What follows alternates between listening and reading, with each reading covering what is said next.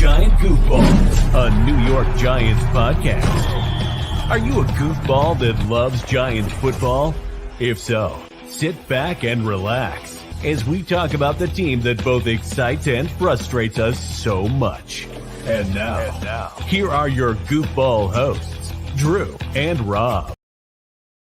Welcome, fellow goofballs, to Two Giant Goofballs, a New York Giants podcast. I am Drew, joined as always by... I'm Rob. We're talking about a day of 3 picks. Oh, we're talking about day 3 picks. We're going to give you guys the full rundown as well, so that way, if you have missed anything Thursday, Friday, you're gonna leave here basically knowing every single gosh darn G. Williker thing here that happened with the 2024 NFL draft and the New York Football Giants here. So apologize here for the late start. We had a little bit of technical support issue here. We know you guys love watching Rob, but we wanted to be able to hear Rob and have him hear us as well. So we had to wait a little bit there, a little headphone incident there, a little behind the scenes. Yeah. New laptop, who this? Yeah. So, all right, guys. So we ended this draft with a lot of holes. A lot of holes, guys. Yeah. And we went into this going, we got to fix some stuff here. We got QB, CB, RB, all the bees knees, the tight end position, the defensive line. There's a lot of stuff here. And, you know, it's also, you look at the whole situation and go, there was way too many holes, I should say, for us to fill tonight, guys. For us to fill this weekend as a whole. No pun intended. There was not enough Jägermeister or Jameson to go around tonight. Well, part of this also was the extra trades we made. Obviously, we lost a pick with Isaiah Simmons. We lost a pick with Boogie Basham. You know, we gave up some of the picks that we had, you know. So yeah, we got some stuff to do here. And obviously there's going to be some undrafted free agents as well coming probably as well. So we'll probably give you guys the full breakdown on the undrafted free agents here on Monday. So keep an eye out for that one here. So let's break out right into the draft here. Let's give you guys a quick recap rundown here. And I mean quick. I mean, no, we're not doing quick. We never do anything quick. You guys know that. That's about to say. We're here forever. It's like Rob and I do this all the time. We're like, it's gonna be a quick show tonight. 45 minutes later, like, oh my god, I got third of the way done. An hour and 35 minutes later. Yeah, it's never quick here, guys. So first up here, we got, of course, pick 6. Malik Nabers here starting us off here. Our first pick, and one that was kind of a shock for some people because some people thought quarterback. So let's give you guys a little taste of what Malik Nabers can do.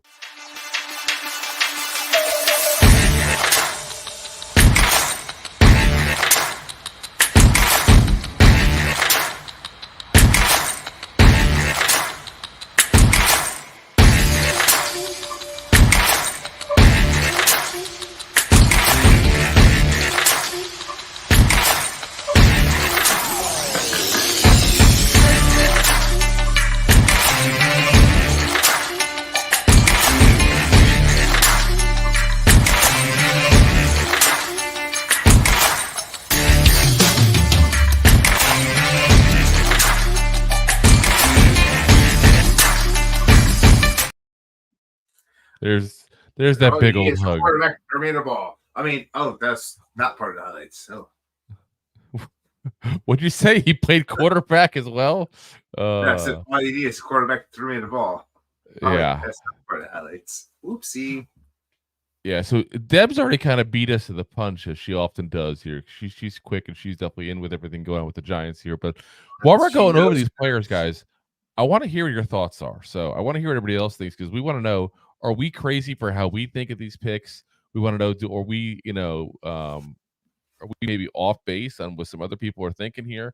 So, let us know what you guys think as well here, pick by pick, as we keep going through here. If you're in the Twitter world, because a lot of you guys are in the Twitter world here. The X yeah, a lot of X here. We got a little degeneration X here going on here. Yeah, so X going to give it to you. Appreciate you guys listening, but if you're in there, we can't see questions, unfortunately.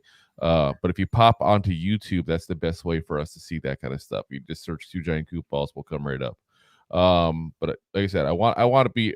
You guys are also interactive with this whole thing here. So, all right. Anyway, Malik Nabers, we've run down the stats here for him several times here. So I'm just going to give you last year's stats for him real quick. 13 games, 89 receptions, 1,569 yards, 14 touchdowns, and one rush for 1 yard too. Can't forget that one rush for that 1 yard. That's what I say. You can't give up that yard. Now, here was our notes we had pre-draft on him. So I don't want to make it seem like we're changing our opinions on guys. Like, oh, the Giants drafted them. They're spectacular now. When we said they were crap beforehand. So, we're going to give you guys that as well if we did. Which, to be honest, half the guys that they drafted, we didn't even have in our top positions here. Yeah, I was going to say, once we got to halfway through day 2, we went. Well, we definitely disagree with some places with the Giants there, to be very frank with you guys here. Yeah. So, and that's not listen, we're not saying Shane's horrible. We're not going that negative here, but difference of opinion. Keep in mind that Joe Shane has access to stuff that we don't have access to, medical interviews, all kinds of stuff that, they're like talking to like his babysitter from 5th grade. I mean, we don't have access to that kind of shit. But let's get into with Nabers, what we said. I don't know. I'm spitballing here. Pros and cons here.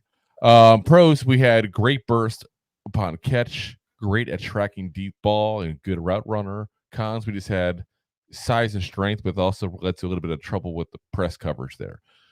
Let's be very frank and not cut hairs here. This guy has the potential to be not only the best wide receiver since OBJ, but if he stays here long term, the best. Guys, he's 20 years old. In Giants history. He very well could end up being that kind of pick. Again, I'm not saying he's going to be, but if he's good as advertised and he stays here long term, he will blow away the numbers here. Because again, the Giants, while we've had some great receivers over the years, I'm not trying to say we haven't any. OBJ was here too short term to be like, oh my God, top dog here. In the Giants wide receiver, Amani Toomer holds a lot of the records for guys. That's a lot of that based on longevity. He was just a good, solid player who was here for a decade plus. You got obviously Plexico Burris was here for a little while there. You got some good players there, but there wasn't this guy that's like in that Mount Rushmore of Giants players. So Malik Nabers has a chance to really set himself up here with that. And the big thing is his athleticism. The guy's extremely athletic. The guy just does things that most people point blank cannot do. And I don't mean most people like me and Rob here, who obviously, we're sitting down talking about football instead of playing it for a reason. I was a contender. Come on, Drew. I was left bench. Yeah. But I was a contender with could this have been guy. a contender. He was also a contender. But the big thing is that he does things that football players, receivers, just point blank cannot do. If you watch the clips we just showed you guys there was one move specifically where he just like seemed to like make one step and get a 5-yard separation there. Now, is that going to happen in the NFL? Probably not. He's facing better competition. But if that 5-yard stretch becomes a 3-yard stretch, you're still wide the hell open in NFL terms, guys. I was going to say, yeah. I mean, he got beat wide when he's in college, but my God, if he does half what he did in college, he's going to be a great receiver for the Giants. And like you said, if he stays with the Giants long term, there's a very possibility that he might be one of the best of the best. The best of the best of the best, sir. Yeah.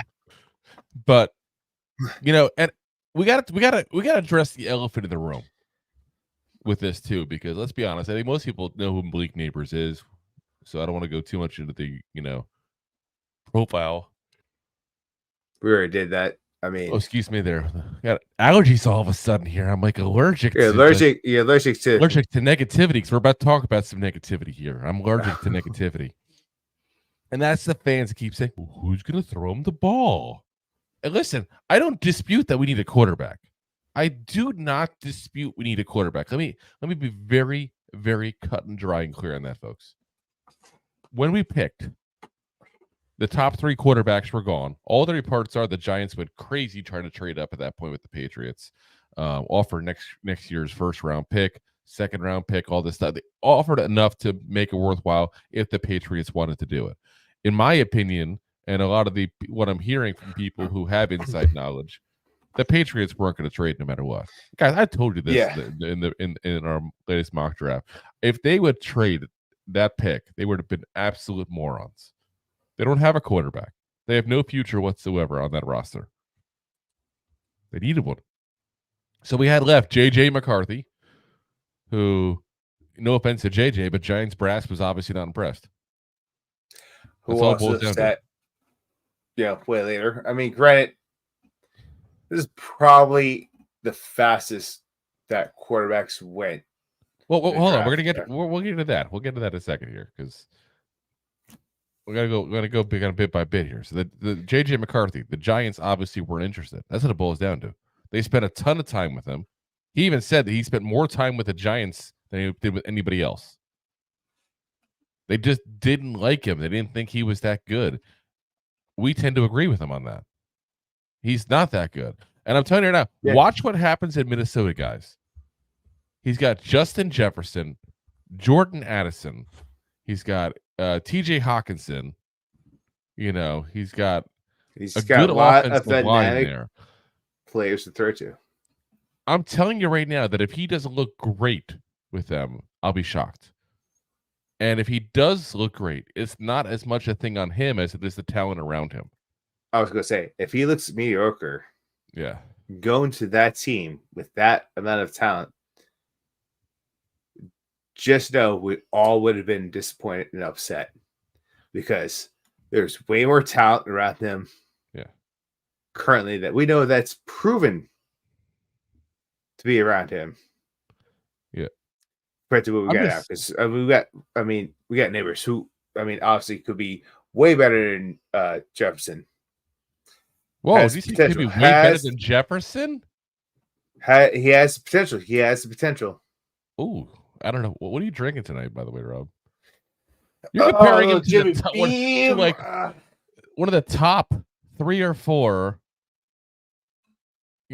receivers in the entire NFL, if not top, depending who you can't put Malik Nabers in a league category before he even plays it down. Okay, do we not all just put the top Malik Nabers, and do we not put Roman Doomsday? Do we not put Harrison Jr. in elite categories being drafted? And you're getting mad at me for saying that prospects. They're elite prospects. You can't sit there and say that a guy who's literally potentially the best. Okay, so I'm saying it's not as good as him.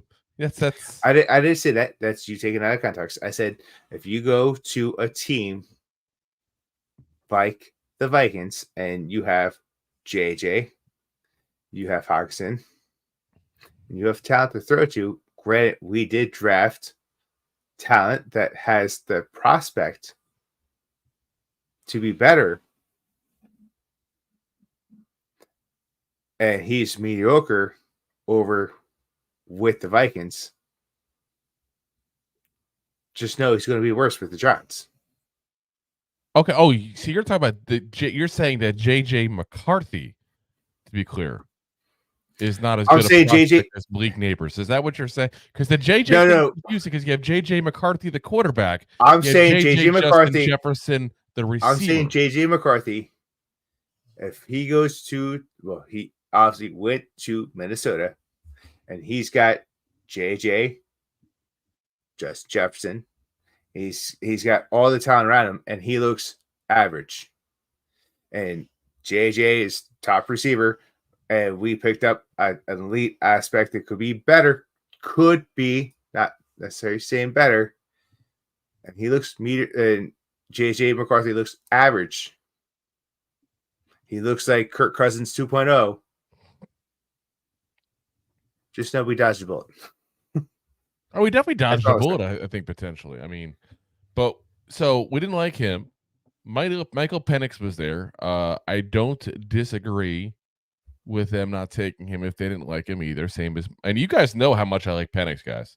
I think Penix is in a shitty situation, and I feel bad for him because he needs to break out the Shawshank Redemption over here at this point. Like, he needs to get the hell out of that prison. Right through the poop tunnel. But obviously the Giants didn't like him enough. Bo Nix ends up going 12th overall. And that we called it that night. I think my exact words were, "Is the biggest reach since Stretch Armstrong," or we Inspector Gadget. I think we made a reference to as well. Like, I mean, it's just like you can't blame the Giants for not taking a quarterback at 6 because the guy wasn't there. The worst move you can ever make is reaching. So if you don't think somebody's worth 6 there, don't do it. And I want a quarterback, guys. I want a quarterback. But do you know who's the team that keeps taking quarterbacks that suck over and over again? The goddamn Jets. We are better than the Jets. We are not the Jets, guys. You don't chase a quarterback. You get a quarterback when the right one becomes available. Or you don't have to keep drafting in the top 5. You don't have to keep trading for the senior citizens of the Green Bay Packers. You go ahead and you wait for the right position, the right move at that point. There's other options, guys. Now, real quick, I think we kind of go on a tirade about the quarterbacks here. Spoiler alert, we didn't get a quarterback at all this draft. Spencer Rattler, I was hearing from a lot of people here. I know it's weird because I didn't say it until day 2, day 3, or at that point when he was sitting there. Did not do very good in the interview process, and a lot of people did not like him. He did not impress. Again, if the Giants are impressed and don't like someone, why would you draft him? Correct. And for all the knocks we have on Daniel Jones, and they're there and they're legit. I don't care what Daniel Jones lovers say. They're legit knocks. He looks like Bruce Campbell. That's the knock. But what I'm getting at is for all the knocks on him, if you're not going to draft somebody that you believe is better than Daniel Jones, then why draft him? 100%. Again, I don't necessarily agree with the evaluation, but I don't have all the information that Shane Dable, the Giants brass, has. And to force them to go ahead and say, you have to go ahead and draft a quarterback. You can't force that. Because even if you don't like him, maybe Drew Lock is somebody that all of a sudden plays better. You know, he did play, keep in mind, last year in Seattle where magical things happen to quarterbacks. Who knows? Sneaky Pete. I still think if you're that unsure about the quarterback room, and I know people think I'm crazy for this, I don't give a damn. I say what I say and I think what I think. Plenty of crazy shit I say. I still think you make a call to Ryan Tannehill. They still can. We can easily free up the money. I don't think he's even going to be that expensive, to be very frank with you, because he knows his career is dwindling down. You get him on a 1-year deal, and you hope you can get a quarterback next year. Let's be very frank. No matter what quarterback we had this year, guys, we're not winning a damn Super Bowl. I would love to be wrong. Until we do. Uh-oh, we lost Rob's computer camera there just fell. He's very upset about it. It's like, oh, we're not winning a Super Bowl? Yeah. But, I mean, that's the truth, guys. We're not winning a Super Bowl no matter what quarterback we have. The team is not ready. Yeah. So, I don't understand why they need to force it. I really don't. Again, I would have loved to get a quarterback. I'm not going to force him into one that we don't want. That's insane. That's where you make mistakes. That's where you have issues. And that's where you don't build up a team when you finally get a quarterback. Because you waste all these BS picks on quarterbacks that suck. You know, so you go ahead and you get the best player available, especially when he matches a need. Nabers fits a need. We need a top dog. We need a big-time receiver. We don't have that. And I got to say this, guys, for all the issues we have with the Giants in the last couple of years, very quietly, I feel like, right now. You mean super quiet. We have a good receiver room now, guys. Yeah, it's only been 10 years, but hey, let's go. It's only been a couple years for Shane. I'm saying this as far as that. Look what he walked into. Look at the shit show he walked into at the the wide receiver position. Now you got Malik Nabers, again, hasn't played her down in the NFL. I'm not saying he is a top dog, but he has the ability to be potentially a top dog. Yeah. And we haven't had anybody in a while you could say could potentially be a top dog until we saw Kenny Galladay,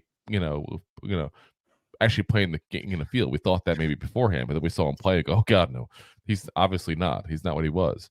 But you have a potential top dog now, Malik Nabers. You got Wan'Dale Robinson, who has shown you very good flashes at that point. I still say it again. I'm not saying no.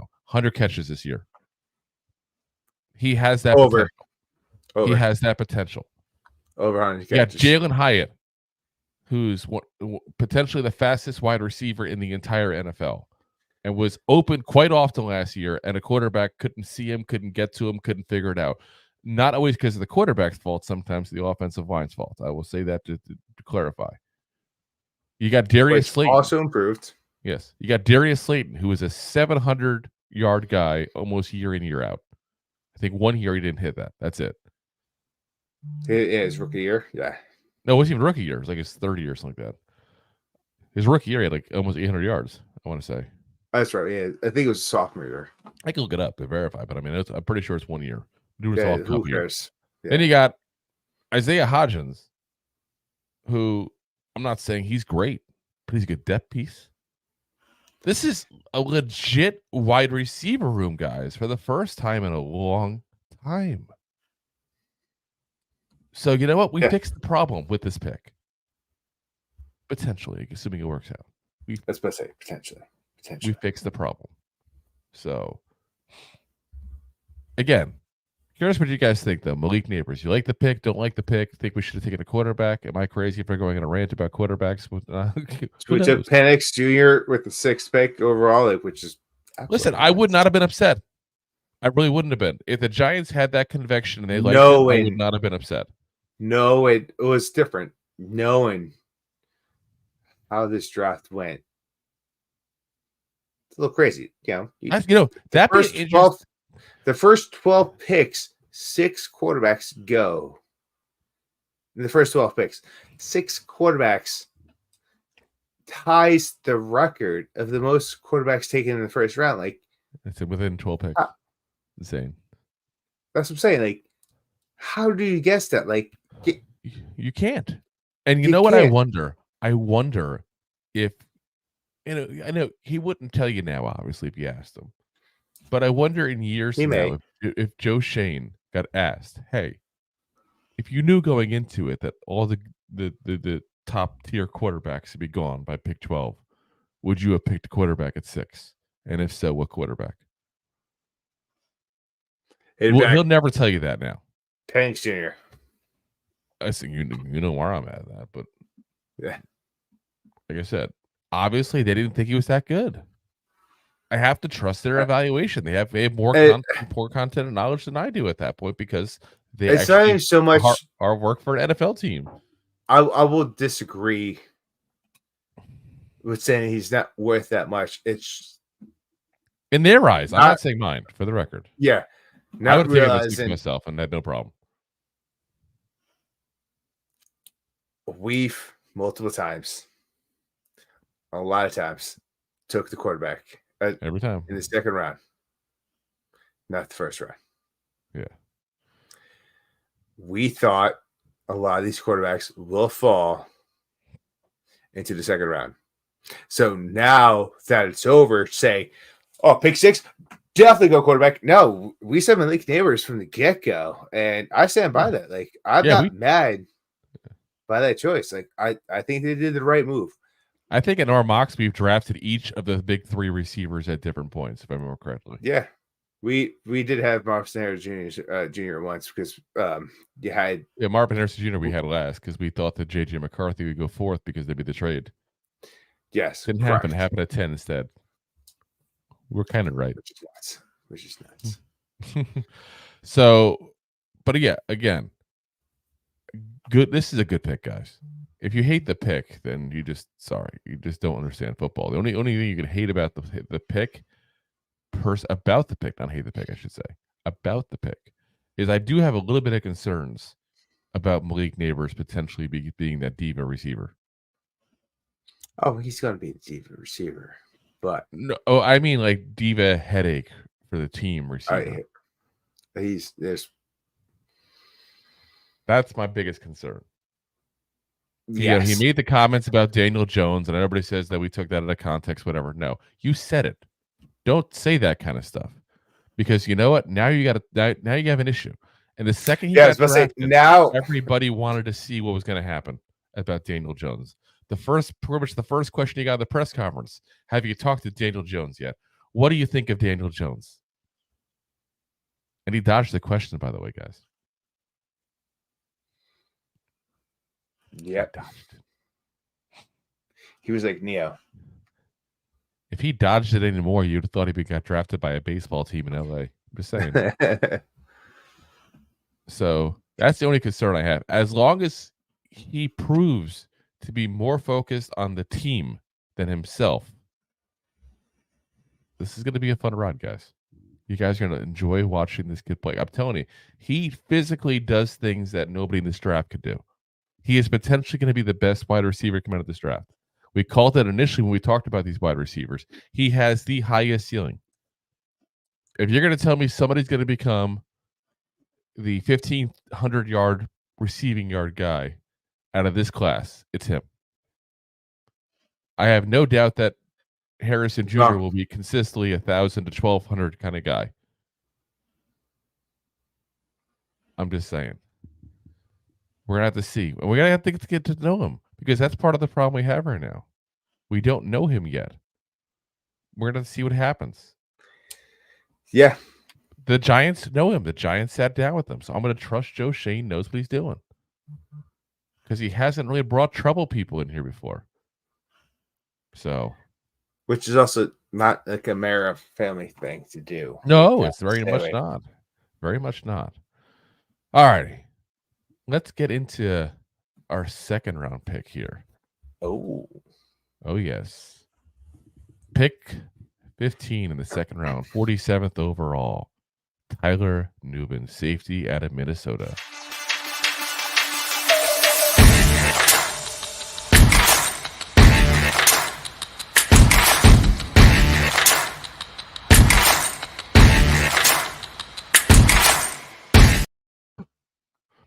And yes, I did just reuse our videos from the draft profile with different beginning steel. But yeah, this was the pick, if you guys remember, that we got for the Leonard Williams deal. So basically, we got Tyler Nubin for Leonard Williams. That's what we did. Pretty much.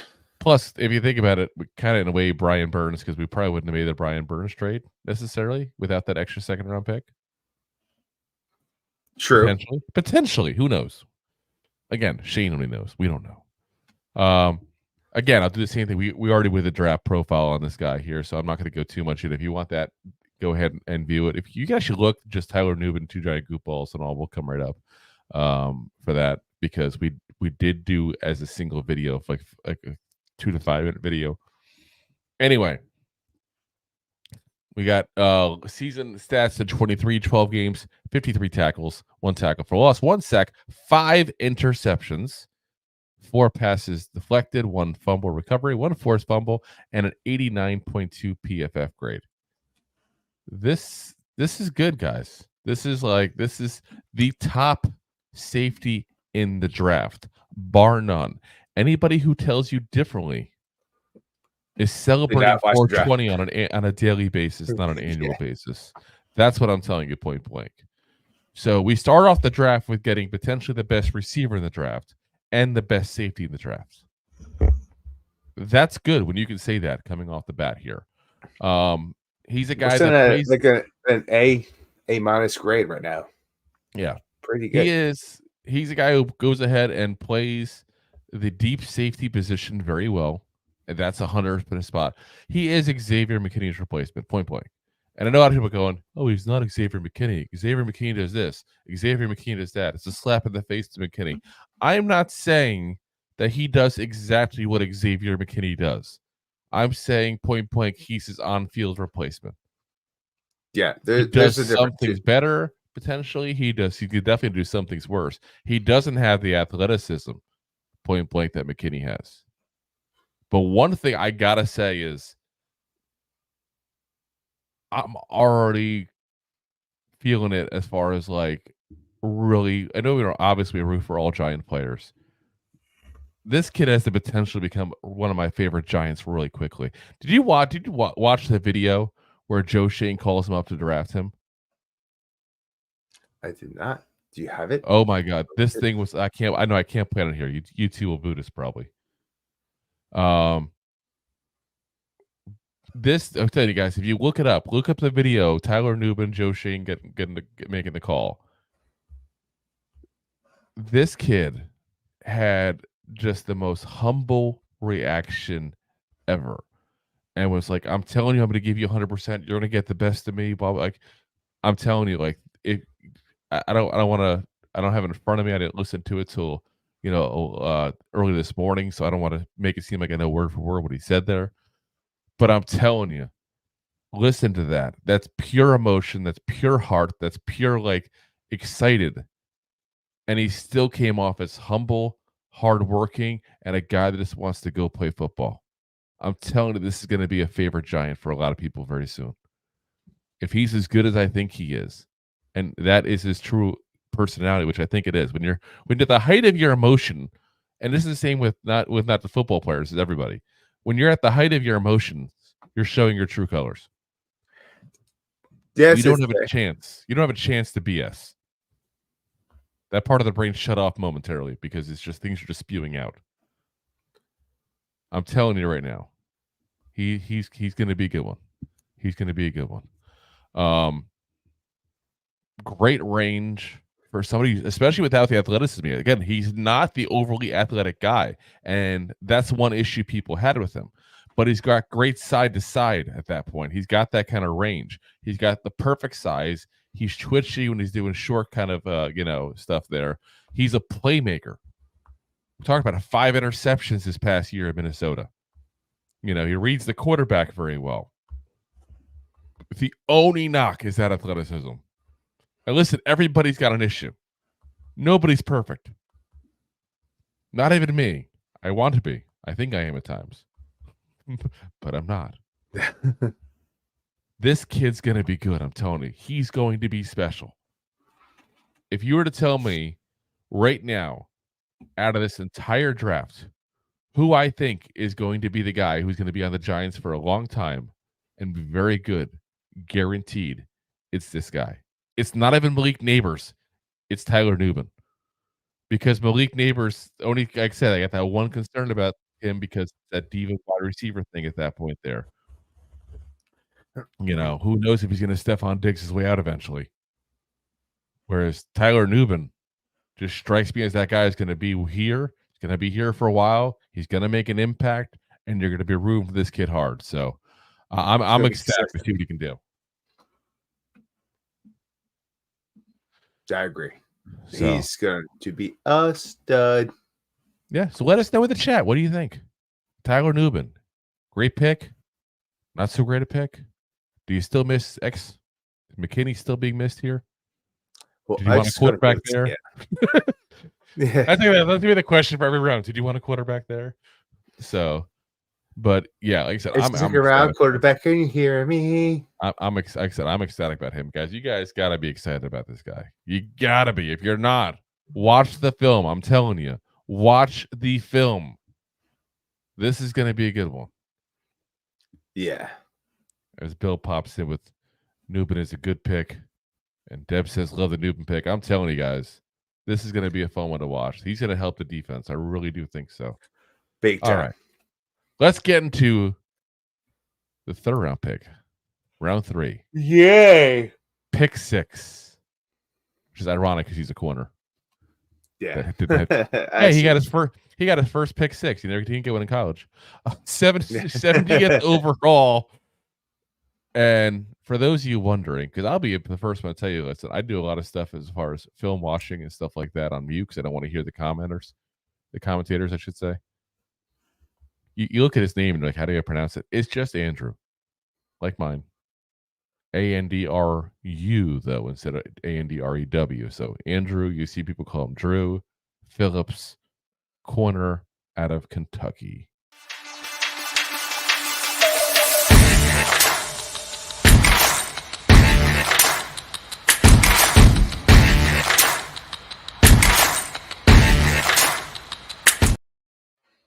I know you're liking that music. It's good music. I like it. May have been. Whatever. Yes, it's nice. I can give you a whole 3-minute thing if you want to. So, guys, this is where if you watch the show on a regular basis, again, we try not to be the crazy negative people at that point, but we also try not to be the butt kissers who sit there and know what Joe Sheen had for breakfast or Brian Dable had for breakfast. We try to keep it realistic with you guys with what our true opinions are. But our noses were in the air on this pick. Oh my god! What? So our noses were in the air. Our noses were in the air. Our noses were in the air. We were not kissing any butts. Yeah. We were not up any butts. And we weren't investigating because, my God, Andrew, he came out of left field. You know what? And he came out of left field, but I feel like we had a much lower grade on him than most people did. A lot of people had like a second, third round pick grade on him. So it was left field for us, not necessarily left field for most people. I should clarify that. Yes, correct. Now we didn't do a draft profile on Andrew Phillips when we were doing all of our profiles. And again, if you want to see it in profiles, they have like 150, 160, 170. I forgot, lost track what number we did, but they're all individually out there on YouTube. And the main reason why, when we were doing research on these corners, guys, I gotta say he was on the list and got booted from it because I didn't like the tape. Point blank, didn't like it. And there's issues here, guys. But he's also very raw. So let's go into the whole thing here. So again, out of Kentucky, 6 foot even, 187 pounds, 22 years old. 2022, 13 games, 31 tackles, 1.5 tackles for loss, 5 passes deflected. 23, 12 games, 47 tackles, 1.5 tackles for loss, 5 passes deflected, and a 71.7 PFF grade. Here's one thing I look at with this stuff. I look at targets. I look at catches. I look at that kind of stuff there. In 22, let's go over that first here. 22, he was targeted 32 times. Not a lot. Only had 220 coverage snaps, though. He wasn't a full-time player. So 32 times he was targeted there. 15 catches, 120 yards given up. QBs, when they threw against him, had a passer rating of 56.8. That's damn good. That's hella great. This past year, he finally gets a chance to start. Now, keep in mind, he's 22 years old, guys. This is not a 20-year-old player like Nabers. This is a guy who did his full 4 years in college. Gets to start the 4th year finally, after being a backup basically for 3 years. I knew he was a key component still. I'm not saying he never saw the field, but he wasn't the full-time guy. It wasn't your star. They kind of put him in that role this year. So this year he jumps up to 422 coverage snaps, almost twice as many as the prior year. 57 times he was targeted, 38 catches, 434 yards, 3 touchdowns. Gave up a passer rating to QBs of 106.9. That's bad, guys. That's really not good at all. Now, as far as the pros and cons against him, very good against the run, which, by the way, when I put that as the first note for pros, that's not good, guys. Very good against the run. It's a corner. That's not usually the first good thing you want to hear. He is very good also in zone coverage. He stops the runner from going over 10. yards per carry. Zone coverage is definitely his thing. He's also not bad in off-man coverage. And he also plays bigger than he actually is.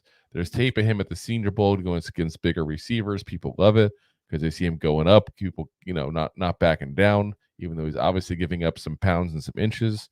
That doesn't sound good. Anyway, Well, but don't tell your wife. Here's the problems with him. One, he doesn't have recovery speed. If he makes a mistake, he's done. Chances are whoever he's covering is probably going to be faster than him. He doesn't have that elite athleticism like that. He's got wasted steps. Now, when you're in your back pedal, when you're making motions and you're taking extra steps to do it, that slows you down. When you're not the fastest guy to begin with, that's the rest. It really slows you down. Yes. So one thing I really like about this is I have a lot of faith in Jerome Henderson. I'm a huge fan of Jerome Henderson, guys. I have said that from the get-go. I said they could have hired him to be the DC. I would have been happy. I would have had no issue with that whatsoever. We talked about we hired Deontay Banks last year. We weren't a fan of him. Not that we weren't a fan of the player overall. We weren't a fan of where he was drafted. We thought it was a little early because of the fact that we thought he was the guy who had all the athleticism without the production. That's something that the Giants do like, though. I'm going to say that right now. It'll be a theme when we talk about a couple players coming up. Athleticism, potential, not production. It's almost like they go, well, this team didn't use him right. This team didn't know how to coach him up. And they have the confidence to think they can do it. Which, by the way, no offense to Dable, but he does strike me as the guy who's got an ego like that. And I'm cool with it. Listen, have the ego. Isaiah Hodgins? I could see him like with a big old cigar to smoking going, yeah, I could fix that. 100%. You know exactly. Damn well, that's what he does. And I haven't Faces back there like he just strikes me as the guy who smokes cigars. He definitely does. He goes, he's that stogie guy. But yeah, you see Hodgins, they only use him as that corner over here. He curls back. No, you gotta put him slant. He'd be good. All right, let's pick him up. All right, we got off for the minute. Let's go. Yeah. And it's not that I dislike Phillips as a player for us, because I like the fact that we have that confidence. I like the fact that we had a track record now because we did that with Banks. Banks grew. Banks, I thought, got better as the year went on. He went through a little stretch through CB1. He kind of took a little lumps then. But for the most part, he did pretty good. And he's going to have to be CB1 this year. But now we get Phillips, who's another project, basically. And you're going to have to coach him up. You're going to have to get him ready at that point there. He's extremely raw because he basically started 1 year. And then the other issue is what we talked about it kind of jokingly at the beginning. No interceptions, guys. We already had a Dory Jackson for how many years? It was not the guy to get interceptions. He was a coverage guy. I've said forever, and I'll stick by it. My biggest thing is stop the receiver from catching the ball. That's your job. Yeah. But it's a nice bonus when you can catch it.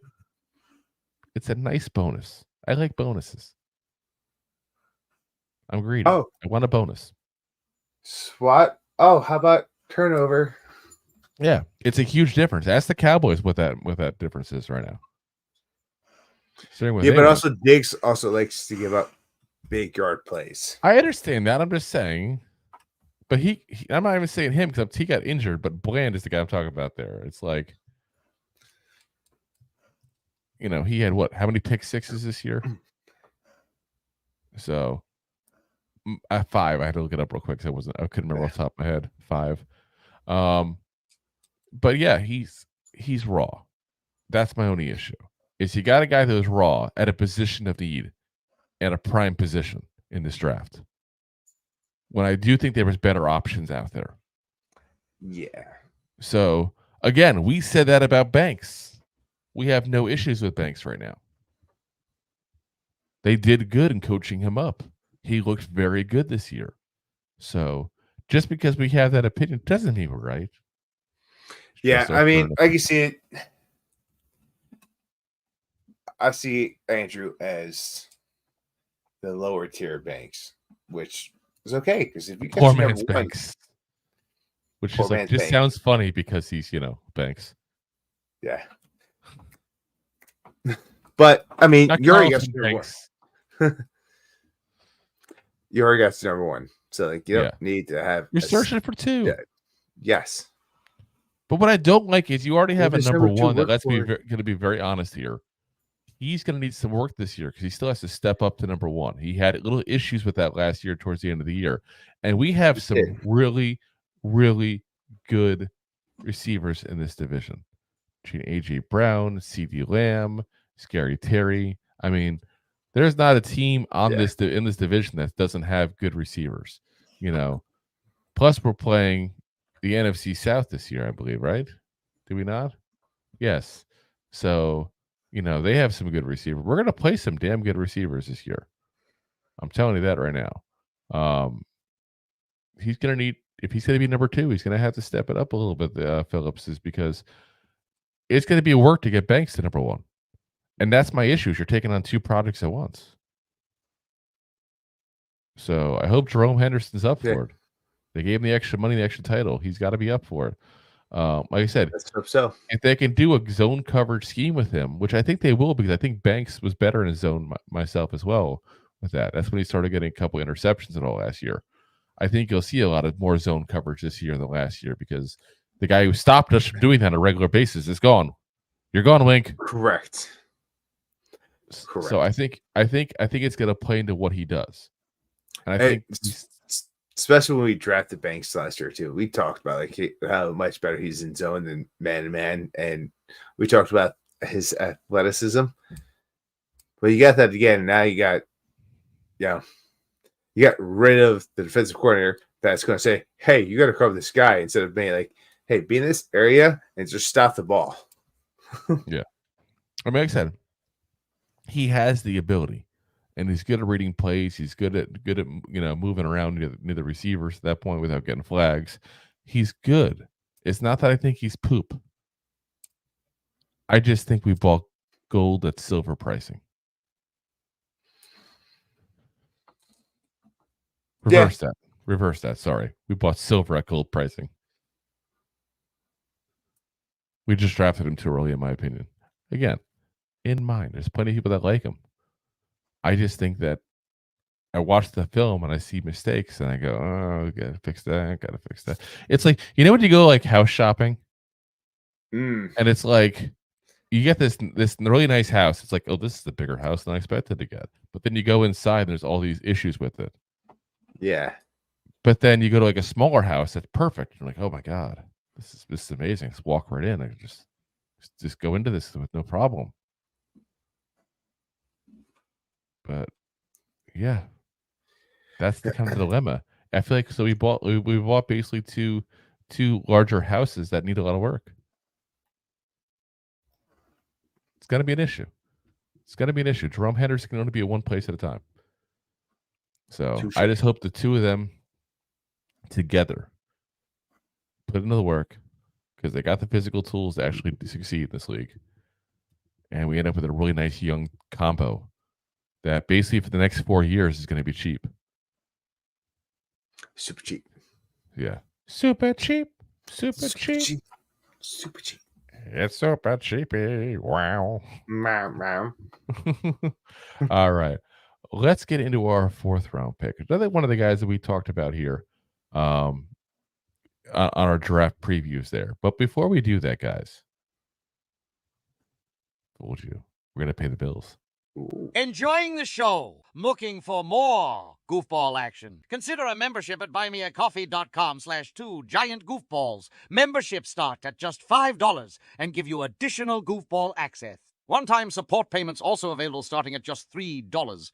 Buymeacoffee.com/2giantgoofballs.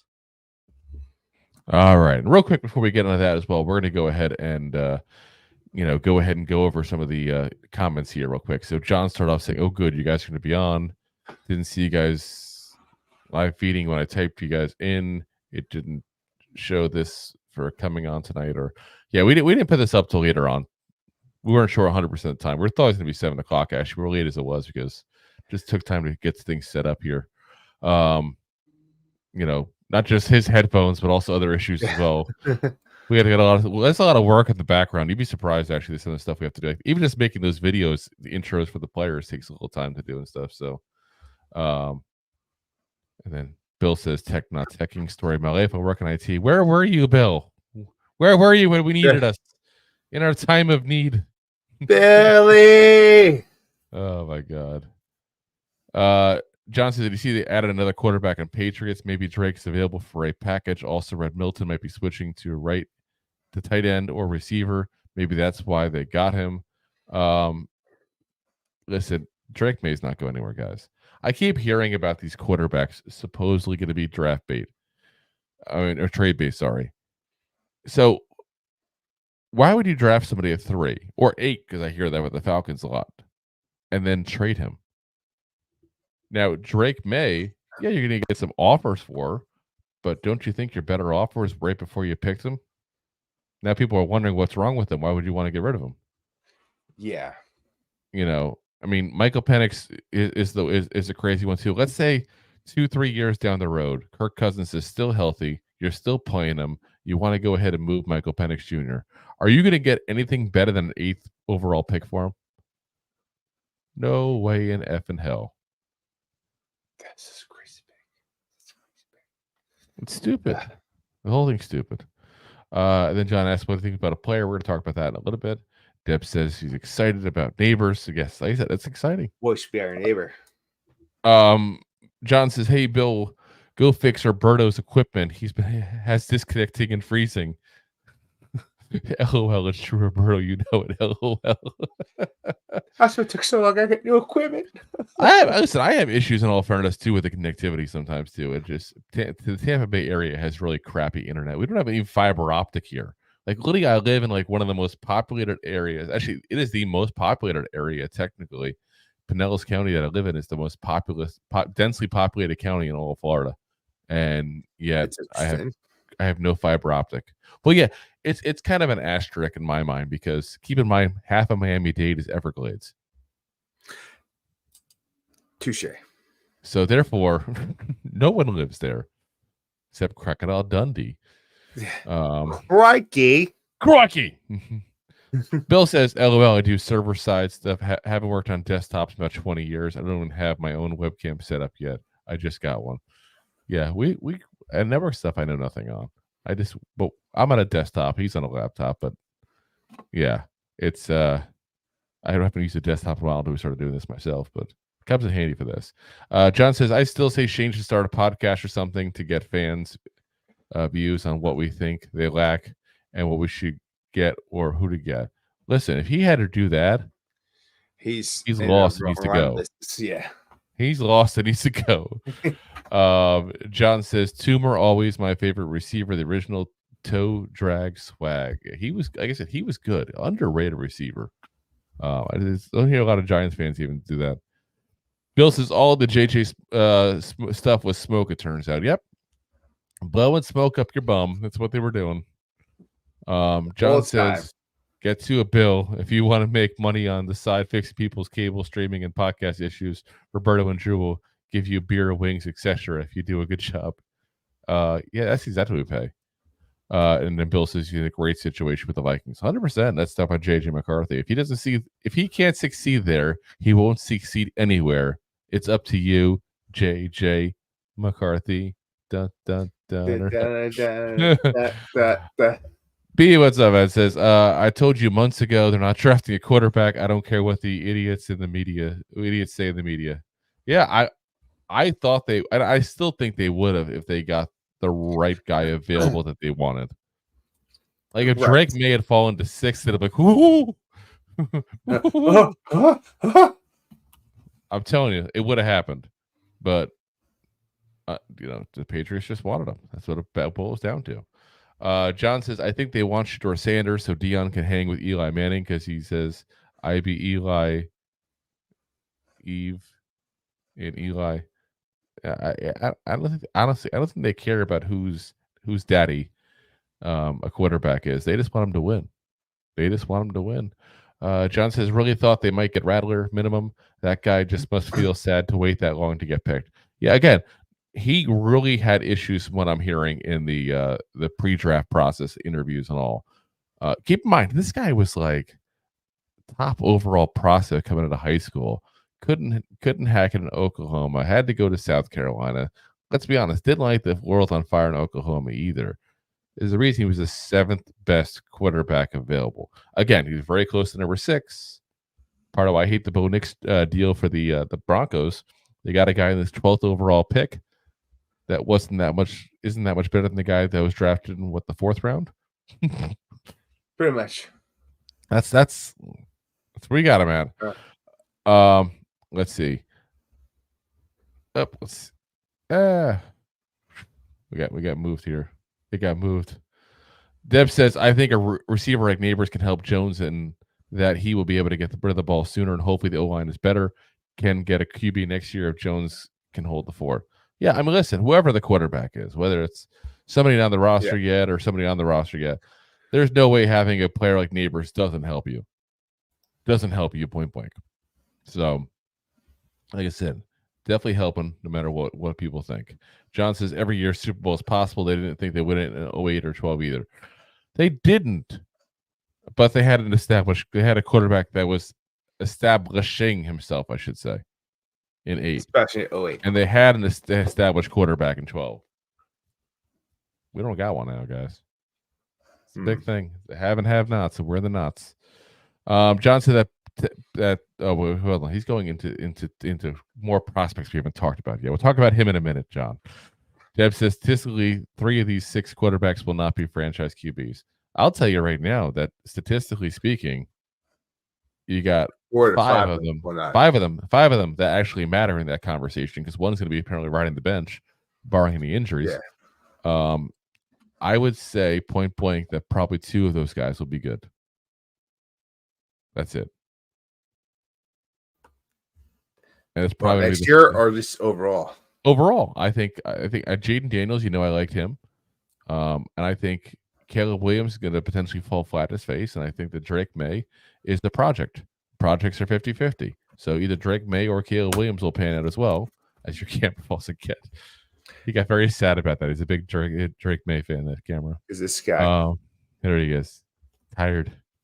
But yeah, I mean, probably 2. Because I don't think J.J. McCarthy's good. I still stick by that, and I still think that we got a Bo Nix is just he's not good, guys. See, Bill's also giving us heads up on who we got coming out as far as undrafted free agents. Appreciate that, Joe. But yeah, like I said, we'll go over that probably on Monday. I think that'll be probably the episode for Monday to go over that stuff. But Alex Johnson, DB out of UCLA, saying. Deb saying, talk about Nabers. He dodged the question, but maybe it's that he's young, not necessarily a diva. It's just a couple of things that I'm concerned with. And again, I read too much into body language and stuff like that. I admit it freely. But if you notice when he first got off the van that picked him up in the airport and all the Giants sent, Dable was there, Shane was there. They were smiling. They were happy. Nabers didn't smile once, guys. Not once. So maybe that's his personality, though. And that's where you get into the problem of we don't know their personalities. So hopefully I'm just reading it wrong and he's got a weird personality at that point where he's happy but doesn't smile.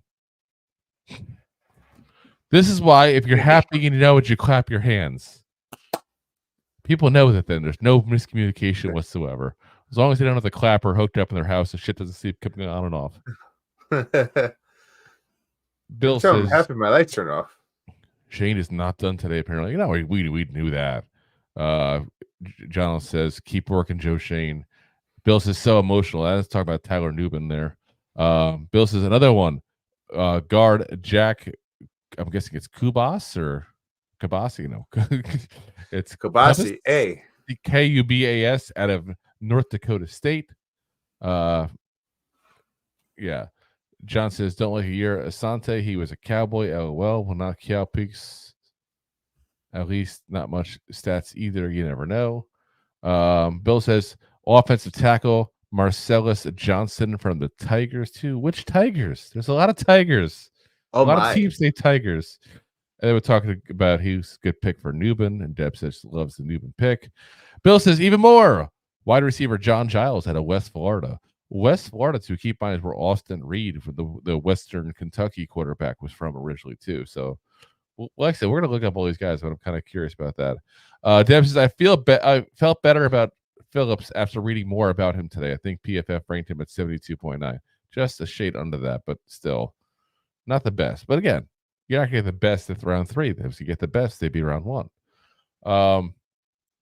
John says, Drew, when you said side to side, laughed thinking of Mr. Miyagi. Miyagi fishing tells Daniel's son, make block, left, right, up, down, side, breathe in, breathe out, and no scare fish. LOL. I don't remember you saying that, but okay. John says, hello, Nubin. And he says, hate to say it, Philly picked up good guys. And the Jets too. Jordan Travis will be steal, can sit while healing from injury. Watch Aaron Rodgers. Surprised we didn't take him. Yeah, if we were going to take a quarterback today, he would have been my top pick. But him or Michael Pratt. I didn't see where Pratt went. I had to work today, so I didn't get to see every single pick. Yeah. John says, I think we'll have issues with Jaden Daniels. Yeah, we very well could be. If he's as good as I think he is, there's going to be some issues, that's for sure. John says, but you might get extra picks next year for Penix or May. But what does that matter? Let's say hypothetically you trade Michael Penix, who you just drafted. Let's say you get, a first round next year? Which would be a lot to offer for a guy you just drafted, I think. Yeah, I say I give you a first round. What's the chances that first round's top 8 pick?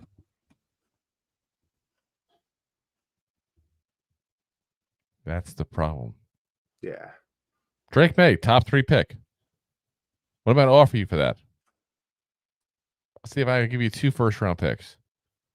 Neither one of those 2 picks will probably be a top 3.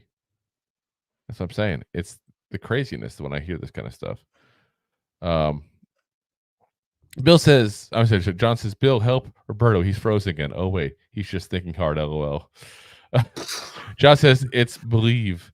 Drew, LOL. And I thought you were smart figuring things out. ROFOL. What? Believe. Wrong. Laughing. Oh, no, I was thinking about I know that. I'm saying the believe part. I think I didn't understand one of his things he misspelled. I think that's what he was saying. Bill says, Oregon defensive lineman Casey Rogers signed. He says, just a heads up for tomorrow. They just keep coming in. No, go for it, man. Go for it. We're on here, so we don't have a chance to kind of watch this stuff right now. So, like I said, we'll have that ready there for you guys on Monday. John says, I think 4 of 6 will be good. Caleb has a great situation compared to what Fields had. I wanted Penix Jr. and Adunze together again. Oh, well. I don't know. Yeah, it would have been nice, but here we go. The Bears still have a crappy head coach. The only thing positive about them you can say necessarily is they got a couple more receivers to go with a good one they had. DJ Moore's a really good receiver. What they did was they got a older receiver that's always injured and has 1 year left, and now they got a rookie. Just playing devil's advocate. It could be that they're great and they have 3 guys who were all great on receivers, and he's set up all around. I'm just saying, I can't sit there and say the team is that much better than last year. No, I mean DJ Moore is definitely an upgrade, and then you still got Mooney, and then they picked up what's his face from LA, Acklers, huh? Who did they pick up from LA? From the Chargers. Keenan Allen. Charge. That's what I'm saying. But he's older and he gets injured all the time. I wasn't sure if you're talking about him or DJ Moore when you said older injured player. No. DJ Moore's usually healthy and DJ Moore's still young enough. But Keenan Allen's always hurt. So it's true. John says, now I hope Luke McCaffrey isn't a great playmaker since we didn't take him. Surprised Christian didn't convince 49ers to take him. Redskins picked him up. And 48ers. He likes to hit the buttons wrong. It's okay. We got you, John. The big thing for me is he's just not that good, guys. There was another McCaffrey brother who was in and out of the league in a couple of years with the Packers too. Keep in mind. So, John says Owen Wilson has an older brother that everyone forgets about. But Owen Wilson, he's a great actor. Great. But yeah, John says picks don't matter. It's what you do with it. So if picks don't matter, why are you trading a guy you just picked up for picks? I'm confused by the logic, John. Help me. Unless you think you can trade Drake May for a couple players. I just don't know. That doesn't really happen in the NFL. Everybody gets drafted for picks because of the way the salary cap works. Just messes things up. John says I didn't misspell a quotes with Eli's name in the middle of the spell. Believe. Wow, you two are as smart as I thought. I still love you. We got Thank that, John. We got that public education. Yay. Jersey education. All right, let's get into our fourth player here. Round 4, pick 7, pick number 107 overall. And it's one of the guys we talked about, Theo Johnson, tight end out of Penn State.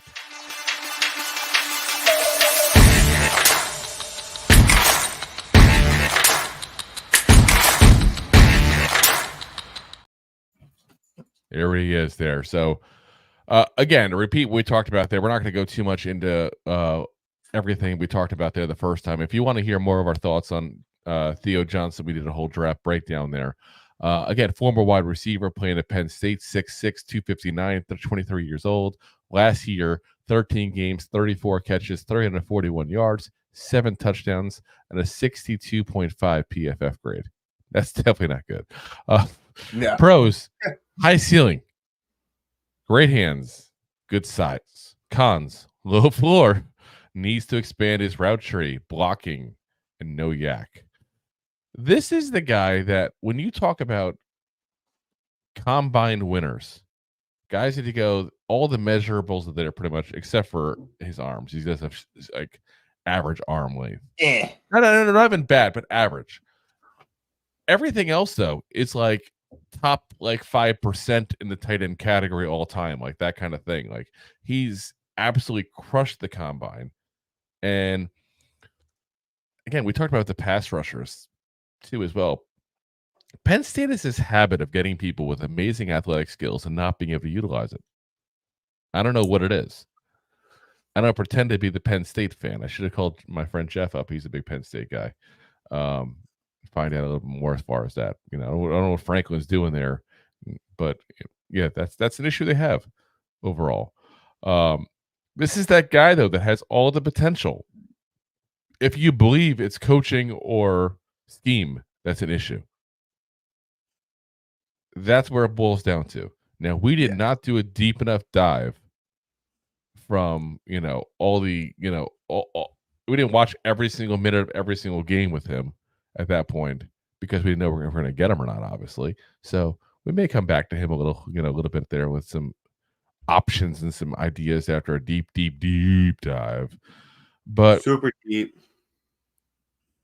But yeah, so we got a guy now who literally, if you look at his measurables, this is the scary part. His measurables, they match up well to, and kudos to Big Blue Banter, those guys, because we talked about them the other day, but they talked about there while I was listening to them while I was getting all the notes written, everything ready here.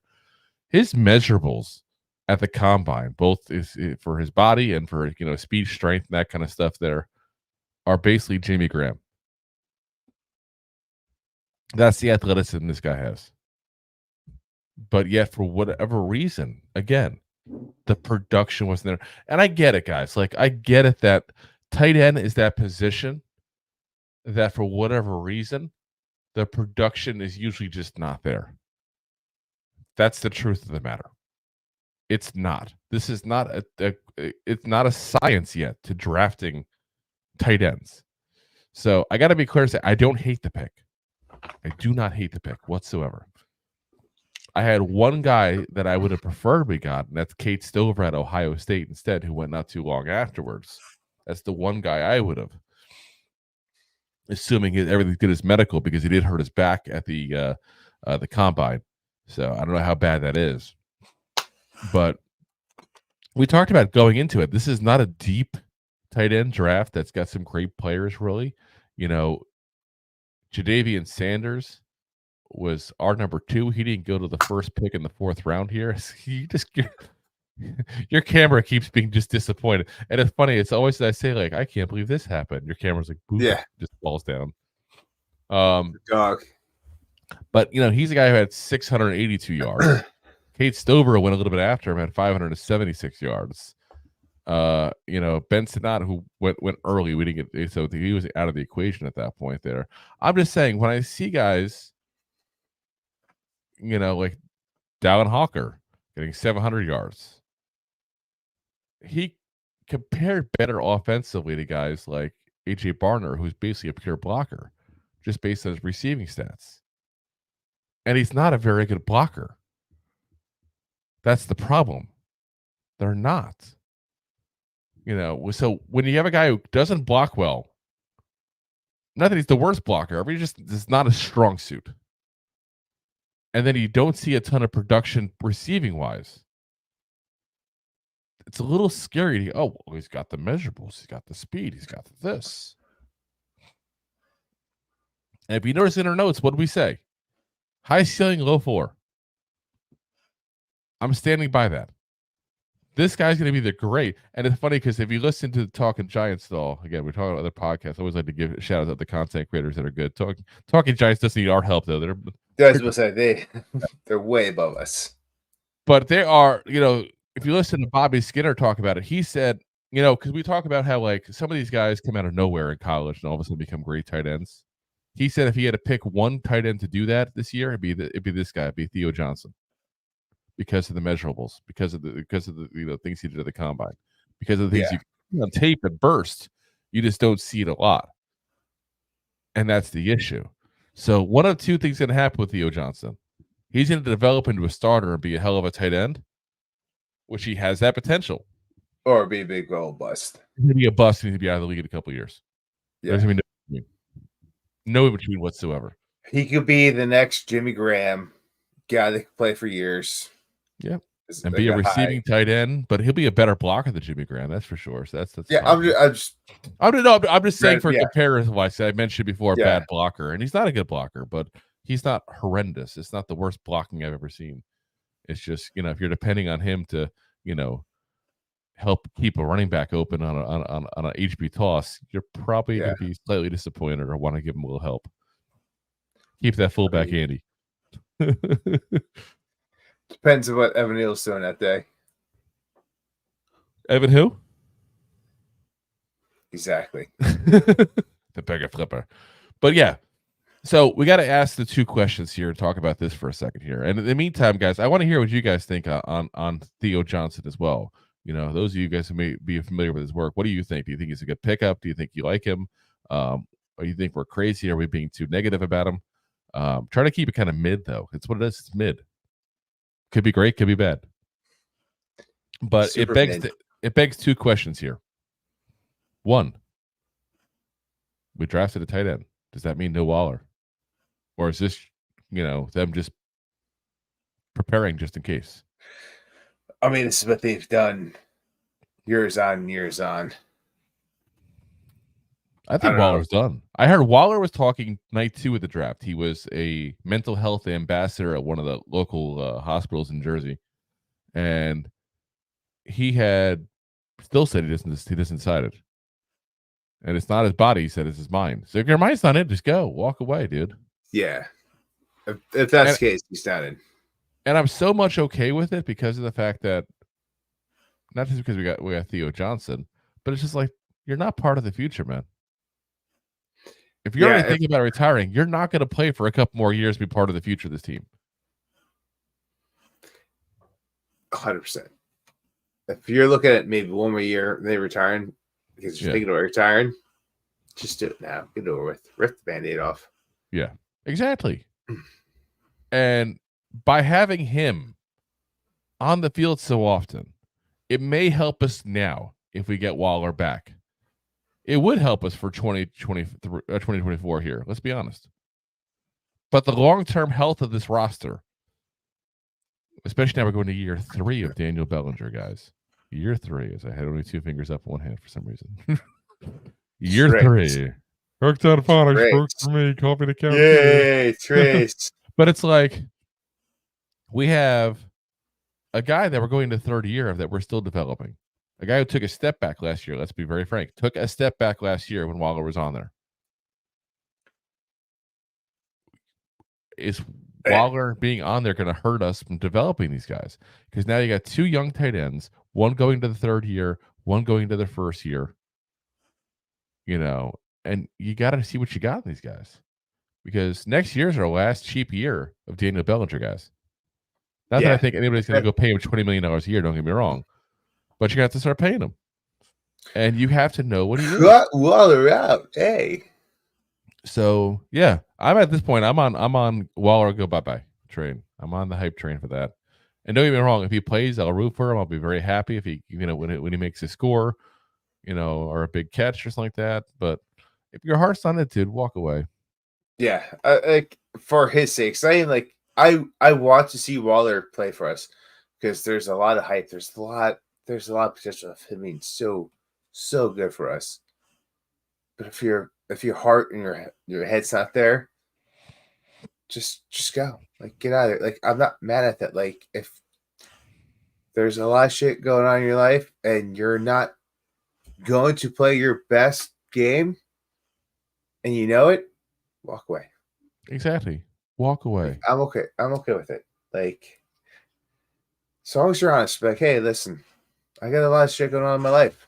Yeah. We know you got the divorce, obviously, now. Yeah. I can't devote my time to what the Giants need. I'm going to retire early. Go for it. I mean, that's what it is. Go for it. You're on no obligation. And I will stand up.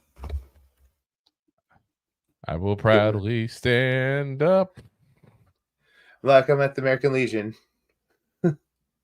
But yeah, like I said, I think this is not a bad pick, guys. This is a pick that I'm like meh about, though. Like, meh. Yeah.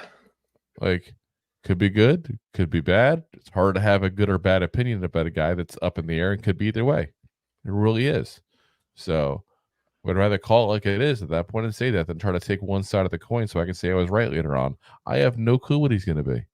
He could be the second best or best tight end of this draft for all I know. He could also be a guy out of the league in a couple years. Yeah. So, all right, let's get on to a guy that is potentially the most intriguing draft pick we had of the entire draft. A guy that we also looked at when we did our top running back episode, but didn't make the cut because of lack of experience, to be very frank. But the Giants, once again, went for athleticism over actual production. France. Tyrone Tracy Jr., running back out of Purdue. J-Train.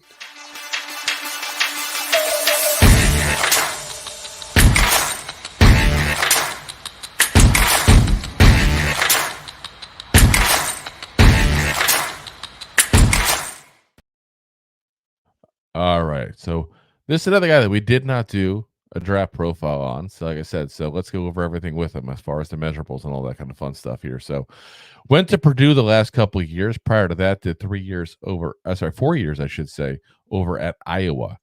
6'1", 210 pounds, 24 years old. Was a wide receiver for most of his career. So I actually read a story interesting. I thought that when he was in college, when he was in high school, his coach there wanted to convert him over to a running back. He said no.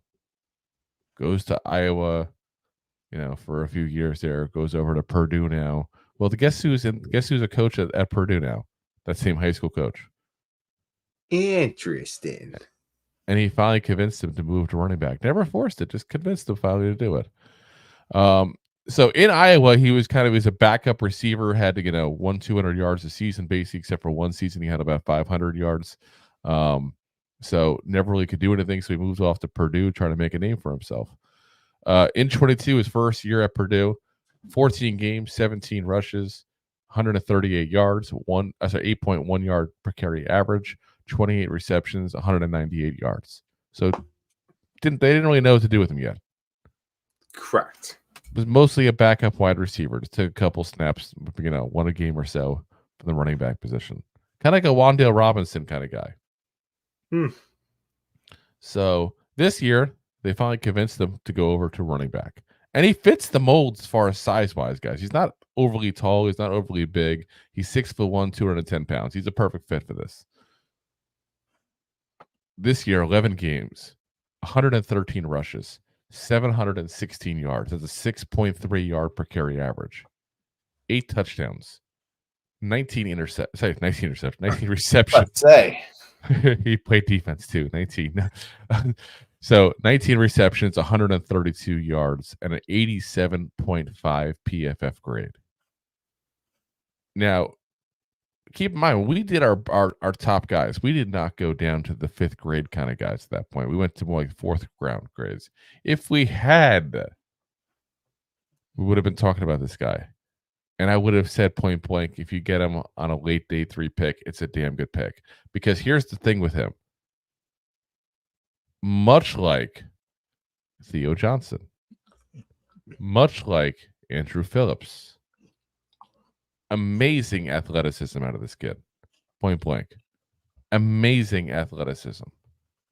But then you also get the mix of that he's a running back with fresh legs. He's 24 years old, guys, but hasn't taken the hits like the 24-year-old guys coming out of college. Go look at Ray Davis from Kentucky and see if you think there's a difference in how many rushes they've taken. Ray Davis looks like he's been playing for 23 years. It's like I said, there's a lot. There's a lot. So, yeah, I mean, you go to a very crowded room now, where you got obviously, Devin Singletary is starting. You got now a whole bunch of backups now that you just don't know who. There's so many. There's so many that you could do at that point. So, you got Eric Gray. We've already talked about we think Eric Gray is so many times in the show. It's not even funny. We think he's poop. Saying like point blank, poop. Poopy poop poop poop. So, I think we're gonna move on from him soon. Honestly, I wouldn't even be 100% shocked if he doesn't make the roster. We go ahead and we have Gary Brightwell on his last year there. Again, I think I'm a little higher on Gary Brightwell than a lot of people are. I don't think he'll be a starter by any means, but I think he could provide a minor role in the stable of running backs. Correct. Now you have 2 rookies that you add to the mix. We got Turbo, Dante Miller, we talked about there last month, who's a rookie, but kind of a confusing story. Again, if you haven't watched that episode we did there, watch it. Interesting story. You'll be rooting for this kid. And then you got Tyrone Tracy Jr. You got unconventional running backs here to go into this. And like I said, it's going to be an interesting room. So let's go over the pros and cons real quick on Tracy. So pros, good burst, shows balance, keeps his legs going, quick to change direction. Another thing I saw in the comment section here, I didn't point it out because we already had it here listed about to go. He returned kicks last year at Purdue. So let's say hypothetically Gary Brightwell doesn't make the cut. Guess what? Here's your kick returner now. Yeah. Even we don't really have a second guy out there that you can sit there and say he's a good kick returner. And he's definitely more shifty and a guy that I'd rather see run the ball back at that point there than Gary Brightwell, who's more of a, right up the seam kind of guy. He's got good hands. He's also improved throughout the year in pass protection. He's not afraid to go ahead and actually protect the quarterback. He isn't afraid to take that kind of hit there. And he's improved on it over the year there, which is a key thing because he's never done it before. It's all new territory. Which brings me to the cons. Raw as a running back. Extremely raw. Like, we don't know where the ceiling is for this guy because he didn't play much. You're talking about a guy who's averaged over 6 yards a carry. Doing But something, it's- right, obviously. But has barely done it. You're right. Yeah. Barely done it. He lacks vision. That's again from lack of production of doing it. That's something you learn over time. It's kind of like, you know, when you play a video game and you can walk through it almost with your eyes closed because Yeah. you've done it so many times. That's what some of this stuff turns into for you. That kind of muscle memory of how to do things, how to look for things, how to wait for things. So when I mean lack vision, he doesn't see things starting to open up, because in the NFL, you don't hit the hole when the hole is there. You wait till the hole is about to open up, then you hit the hole and you anticipate the hole opening up as you're running through it. That's how that actually works. I've always hated that hit the hole mentality, because no, you don't wait for the hole. You go in hoping the hole's going to be there once you start seeing things spread open. No, you go there knowing the hole's going to open up, not hoping that That's it's what- going to be there. Well, you have to hope. There's a difference. Sometimes it doesn't. Let's be honest. You're right. It doesn't So open. it doesn't. But And like, that's when you if shift you to know, the side. Correct. The good running back knows how the block is moving. He knows what the team. You don't hope it's going to be there. You know it's supposed to be there, and if it doesn't show up, that's when you shift. But my point, what I'm saying is, you can't wait for it to open. Yeah. Up. It's too late then. Too quick to try to burst outside, which is interesting. We got rid of Saquon. We picked up Saquon. He's been known, like, literally as one guy in the open at that point. He doesn't try to move and shake or spin to get around him at that point. He goes to go outside, and not only does he go outside, he runs to go outside like a wide receiver returning a punt. You ever see that when you see like that receiver that goes, like, keeps backing up to go back around? That's how he tries to bounce it outside. You can't do that. Yeah. If you get hit, you're going to be a negative 10-yard rush guy. So he's had to learn some of that. This guy also lacks stop start speed. So, like, you know, when you stop, you go to shift, or you stop for a brief second to go ahead and allow the hold to go ahead and start appearing. He doesn't have that kind of ability. Again, he's never had to do that often as a receiver, though. And that's part of what this problem keep coming to be. He also is very fast in the short term, but lacks long range speed.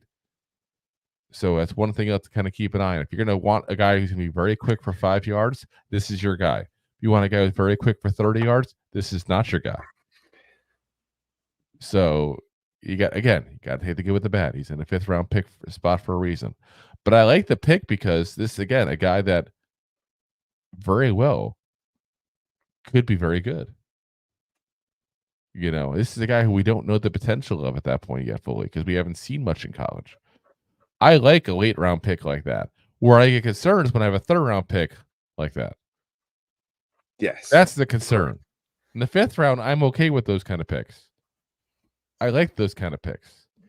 I just hope he's better than Eric Gray. Yes. And by the time we picked, all the good running backs at that point pretty much were gone, guys. It wasn't like there's that many this draft. So you take a shot and hope it's a home run. I got no problem with that whatsoever. All right, we got one more player, guys. We got one player to rule them all. Oh my. We're gonna have Rob say the name.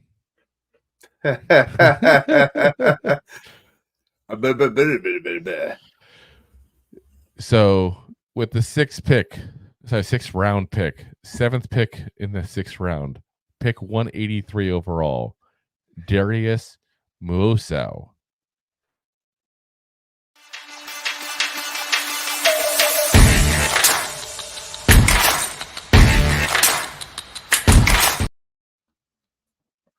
There he goes. And Rob went apparently as well.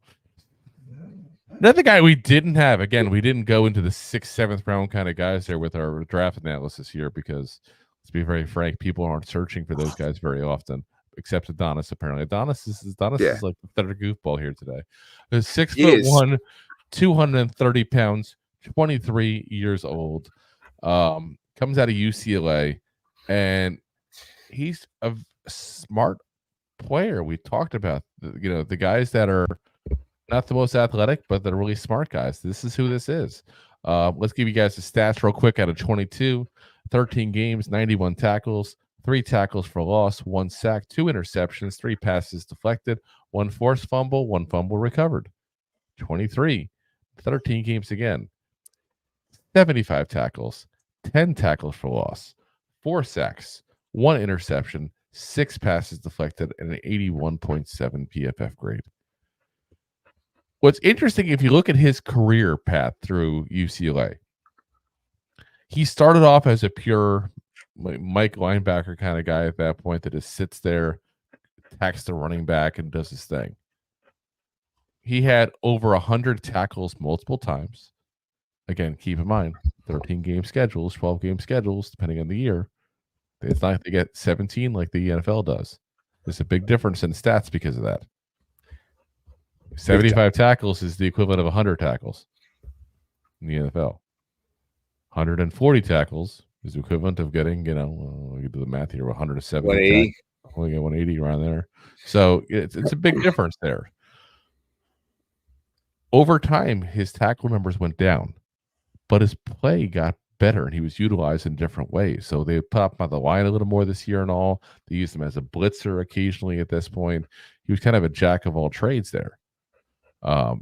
He's a guy that I think honestly was, I called it out when it happened. I said he was the new Cam Brown. He's going to be a special team, Cam Brown. Yes, yeah, He's going to be a special team kind of guy, but I do think, unlike Cam Brown, he's the guy who's going to provide something on defense. I just don't know how much. I'm not expecting much from a 6th-round pick. I'd love to be the guy that gets you guys all excited. Goes, oh, a 6th-round pick. This is a steal. We crushed this. We got this Pro Bowl caliber player. Let's be honest here. Most of the 6th-round picks don't even make it through the rookie contract. That's the truth of the scenario. That's what they are. But sometimes you also hit on them at Tom Brady. It's true. So, and what you want is you want a guy who at least has a role. This guy will have a role. He'll be a special teamer. He'll be a guy who goes ahead and plays a little bit on defense and might, in a pinch, even, go ahead and appear even more on defense. Here's the pros and cons from the pros. Smart. Extremely smart, I should say. Processes plays quickly. This guy, I'm telling you right now, I guarantee you this is a tape rat guy. This is a guy who sits there and watches film nonstop. Say tape as if anybody actually watches tape nowadays. But watch digital.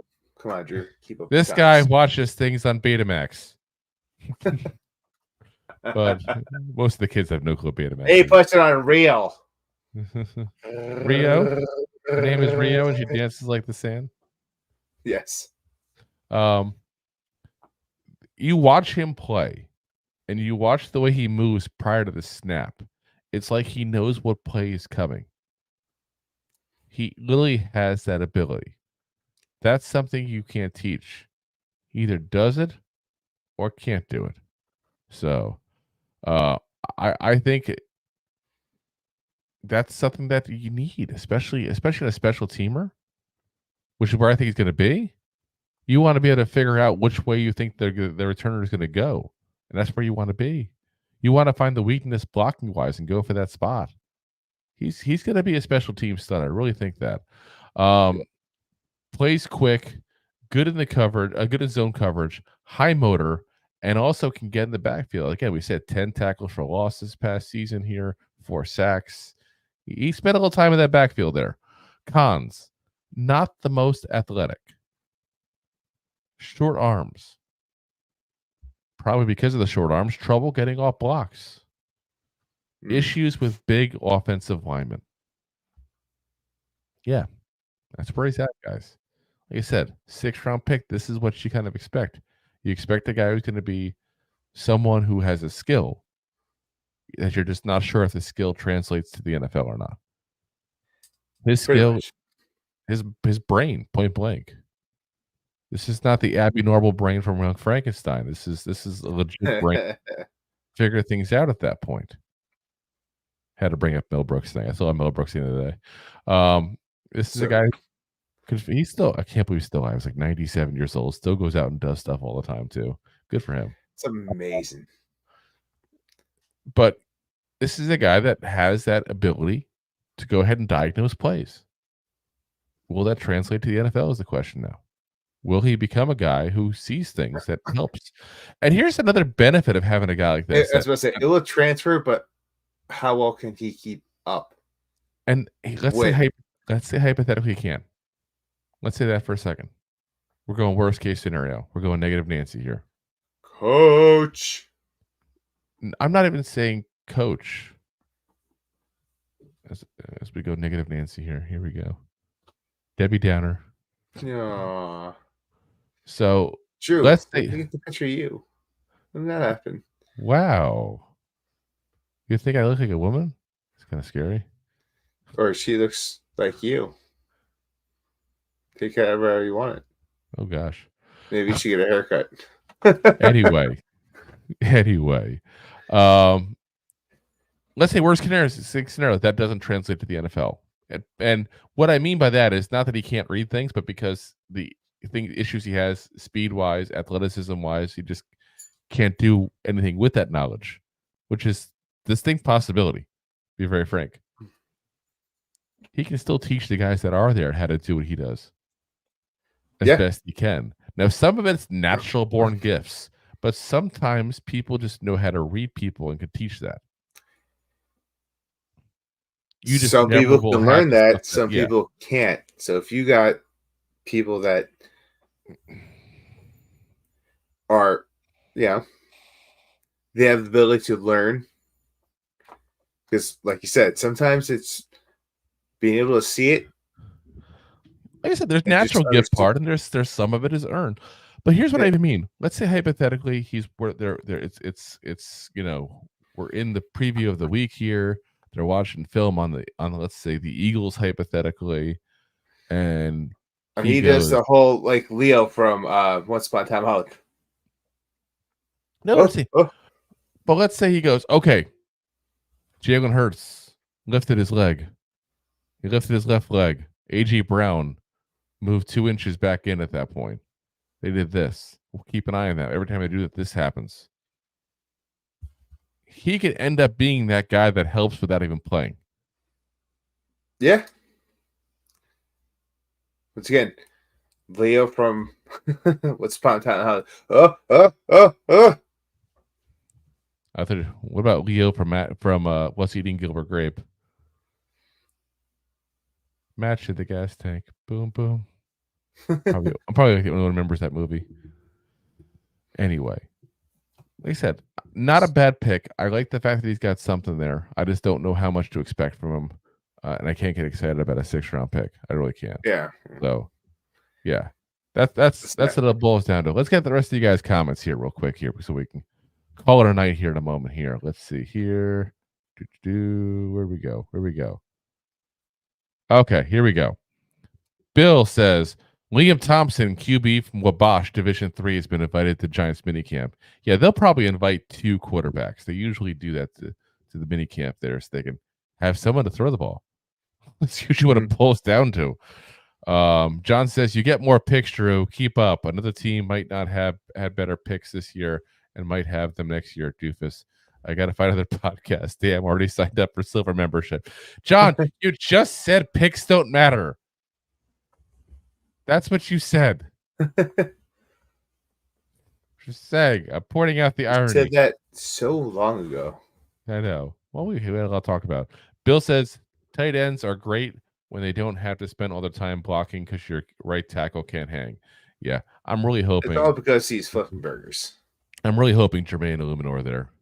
Unless by some miracle Evan Neal gets better. If he gets better, okay. But Jermaine Illuminor to me is the obvious guy. He's got to go to right tackle.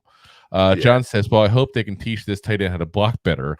I thought they get another tackle in case Neal sucks or get traded. No, I'm telling you right now, Jermaine Illuminor is the guy. He is the guy that if Evan Neal can't do it, he's there. Deb says, for me, jury's out on Johnson. Hope he's good. Yeah, that's our standpoint as well. John says, hope not another Evan Neal. Hope not another Everett Ingram. Was okay for us. Wish he could have got better. Now he plays great for Jacksonville. Shake my head. Listen, He played great for us. He just had bad time drops. He still has the drops in Jacksonville. I was about to say he's a very similar player. He's just more veteran and understands the game a little bit more because he's not better quarterback. used to the system, and he also doesn't have to deal with better quarterback. Better yeah. quarterback. Better quarterback. Listen, we get well. No more clapping. No more clapper. No more the clapper. No Jason Garrett to F this up. We're saying he had Eli at first. Mm-hmm. Yeah. So Deb says, I watched commentary on Tracy, which said he could be a good special teams guy, good return guy. Yeah, no, 100%. I think special teams will probably get him on this roster specifically.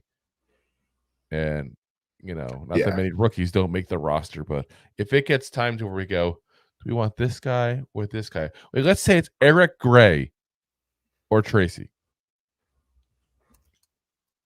It's going to be Tyron Tracy because he plays special teams. He doesn't drop the ball. He doesn't suck in returns. Not that that's Eric Gray's fault. That's Shane's fault for breaching for a punt returner.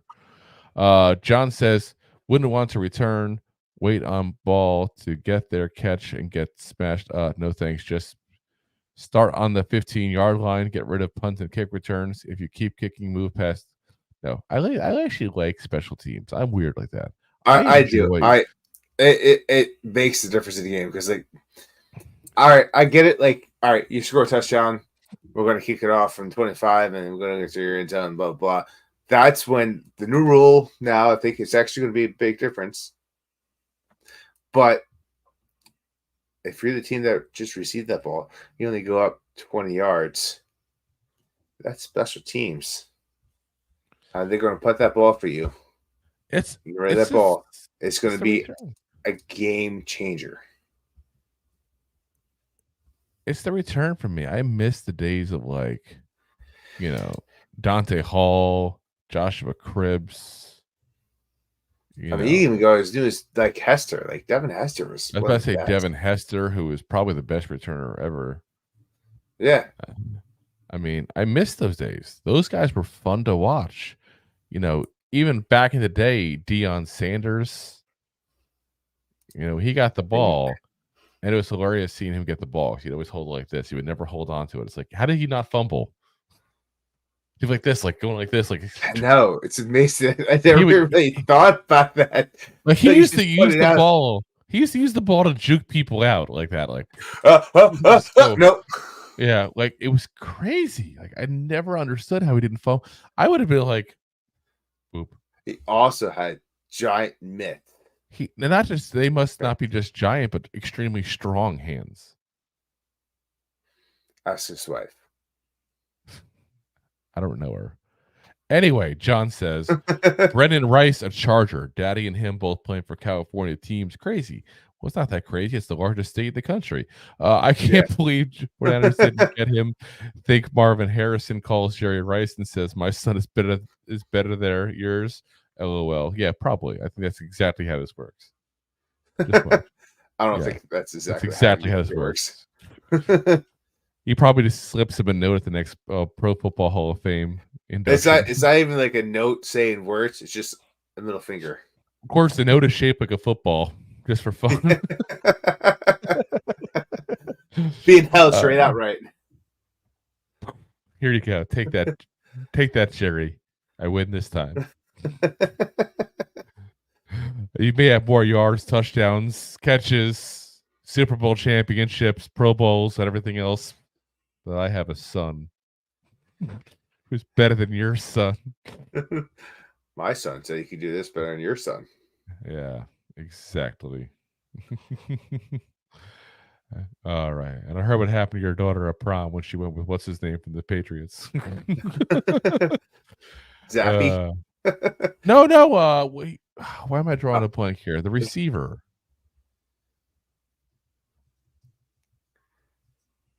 I have to look it up now. I gotta look it up now. I'm drawing such. Julian Edelman. Julian Edelman. The white guy. Yeah. Edelman. Yeah, he took Jerry Rice's daughter out to prom. I think they just happened to go to the same school. It's not like a weird receiver thing. Anyway, John says, "Oops, excuse me while I whip this out," and the crowd cringes. I thought you were doing a RoboCop thing right there. I don't know. Excuse me, why I zip this up? Deb says, "Just watch phone call from Shane to Nubin. It's on Yahoo Sports. Gotta like this kid. Very humble, very good. Though I would appreciate if you watch the video after we're done." No, yeah. Seriously, it's a really, like I said, honestly, you watch that video, and I'm telling you right now, you're gonna root for this kid. He's gonna be the hardworking lunch pail kind of guy. I'm really for some reason for this guy. And I'm really excited for this guy. You know, maybe I'm different in the respect of that. I try to look at the personalities and stuff like that, and I judge based on that kind of stuff. I'm not worried about that kid putting in the work. I'm not. So, yeah, that's going to be interesting there. John says, still think Rice's son deserves better pickup in the draft. And we're going to ignore the rest of your comments. I was about to say, we can stop it after that. Oh, my God. As much as I want to read them all, I'm going to flag you, John. Booted off of YouTube here. John, all right, comment, guys. By the way. Great comment, by the way. Can't read it. Anyway, that concludes our 2024 NFL draft class. So, the big question you always look at the end of the draft is, are we a better team now than we were before this? And if you ever leave a draft saying no, that's an issue. It's a big issue. That's a big issue. It's a big issue. Listen, you had like 7 rounds to improve your team with. Well, we had 6 picks, and then we 4 to 8, 9 picks. If you didn't make one good decision to improve your team, yeah, done goofed. Not like the goofballs. Oh, yes. But way worse. So we talked about things that we needed in this draft. Needed a quarterback. Didn't get one. Needed a top receiver. Got one. Needed a tight end. We didn't have no clue what's going on Waller. Got it. Needed a cornerback. Got it. Needed a safety to replace McKinney. Got it. Got a quarterback? Oh, wait. And one I forgot. We need a running back depth. We basically filled every hole but quarterback and defensive line. Which you can get a defensive lineman in free agency, guys. I know it's weird because we draft usually a defensive lineman every single year. That's like the one position. That a lot too. But also at the same time, like we talk about like a need for defensive line. Like I feel the need for D-line, defensive lineman. I mean, look, that's what you got right now. You got Dexter Lawrence, obviously, the nose tackle position. You got Raheem Nunez-Rocha still under contract this year, so you got to assume as of right now he's probably taking one of the defensive end picks at that point there first. Say. So you got DJ Davidson, Ryden Anderson, Jordan Phillips, Jordan Riley. You know, you got a lot of young players here. I'm feeling pretty confident about that D-line. I'm not, because none of those young players are top picks, guys. I got to be honest. I'm not. We need one more guy. We need one more. We didn't need it in the draft. That's all I'm saying. No, I'm not saying that at all. Let me be very clear. I'm not suggesting I'm disappointed we didn't get one in the draft. I've said it all along. I'm continuing to say I wanted us to pick the best players available and need Brooks to tie. That's the way it should be. So drafting for what you need is how you become the Denver Broncos. That's how you pick a second-round quarterback and the 12th overall pick. What happens? Oh, Knicks. Boom. There's a happy medium between the Atlanta Falcons and the Denver Broncos. By the way, I got to share. Sure there's a happy medium in there? That's maybe a happy meal. One thing I thought was hilarious, by the way, guys. I saw it was on TikTok, and I wish I remember the name of the TikTok person who did it because they were making fun of the Falcons so bad. There was like this guy. He's like, This is the symbolism of the Falcons at a draft. And this is guy like, here's a car. It won't move. What is the most immediate need to get this car to move? Meanwhile, Another car. No, it's got a wheel taken off the front driver's side, and it's literally on bricks. He's like, now you over there, what would you say we need to make this car mobile? The guy's like, oh, alternator. He's like, going, oh, no, it's like, maybe it's easier. He bends over. What do you think? And he starts moving his hands around by the wheel. What do you think this is missing that should be right over in this vicinity over here that would stop this car from moving? He's like, power steering fluid. Suspension. It's hilarious. Like I said, horrible. John said, I still think that I'd rather have a tackle instead of running back. We have enough of those. We have enough tackles. I'm telling you right now, John, we have enough tackles. I know it sounds weird to say that I'm not worried about the offensive line. I'm not, because I don't think you've had people in here that are better than who we already had. That's what it boils down to. Again, same as same as quarterback. If you're not going to improve, don't just draft for the sake of draft and say, "Oh, we tried to get an offensive lineman. Correct. We tried to get a quarterback." I also have faith in the new coaching regime to be better, because how long do we have Bobby Johnson for just being a terrible offensive line coach? Like, yeah, that's the big thing. You got a good offensive line coach now that's been proven and been successful elsewhere, whereas Bobby Johnson had failed his last stop as well. Two stops. He comes from, and you probably have a decent knowledge of who he is and what he is, because he did come from New England, not just the Raiders. He came from New England, same as Dable was there for a while too. And you want to talk about offensive line, guys. You got Andrew Thomas, obviously. You got John Michael Schmitz, obviously. We signed John Runyon Jr. There's three guys that you know we're going to start right off the bat. 60% of that line is already now, solid.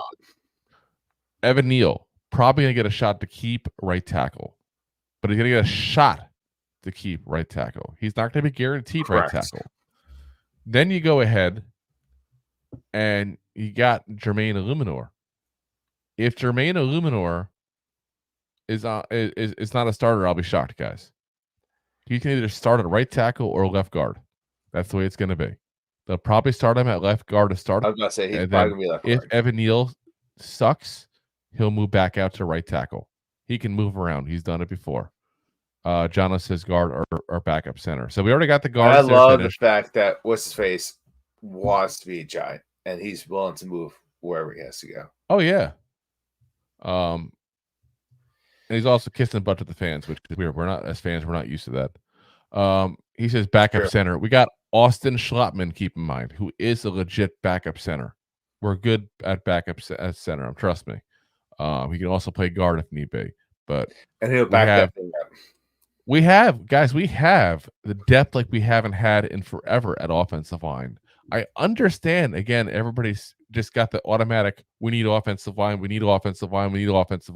because our offensive line has been shit forever. Let's be very frank about it. Let's not beat around the bush. Even with here. Great talent, it's been shit. Yes.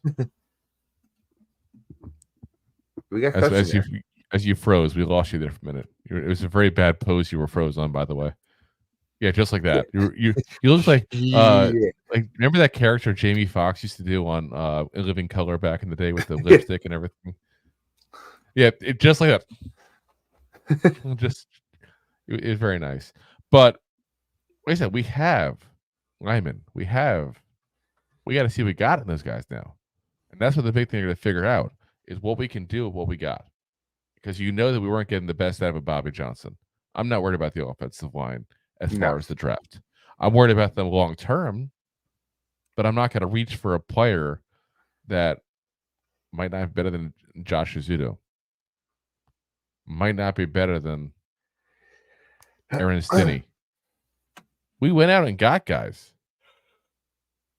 Keep in mind, all this year, we added Aaron Stinney, who's got starting experience at guard. We got Austin Schlottman, who's got starting experience at center. We got John Runyon, who's been a starter his whole career at guard. We got Jermaine Illuminor, who's basically been a starter anywhere in the line you need him. We've added starters, guys. We've added people that are veterans because, quite frankly, the Giants are tired of trying to slap a bunch of young guys together and hope for the best. Hasn't worked. So I'm cool with that.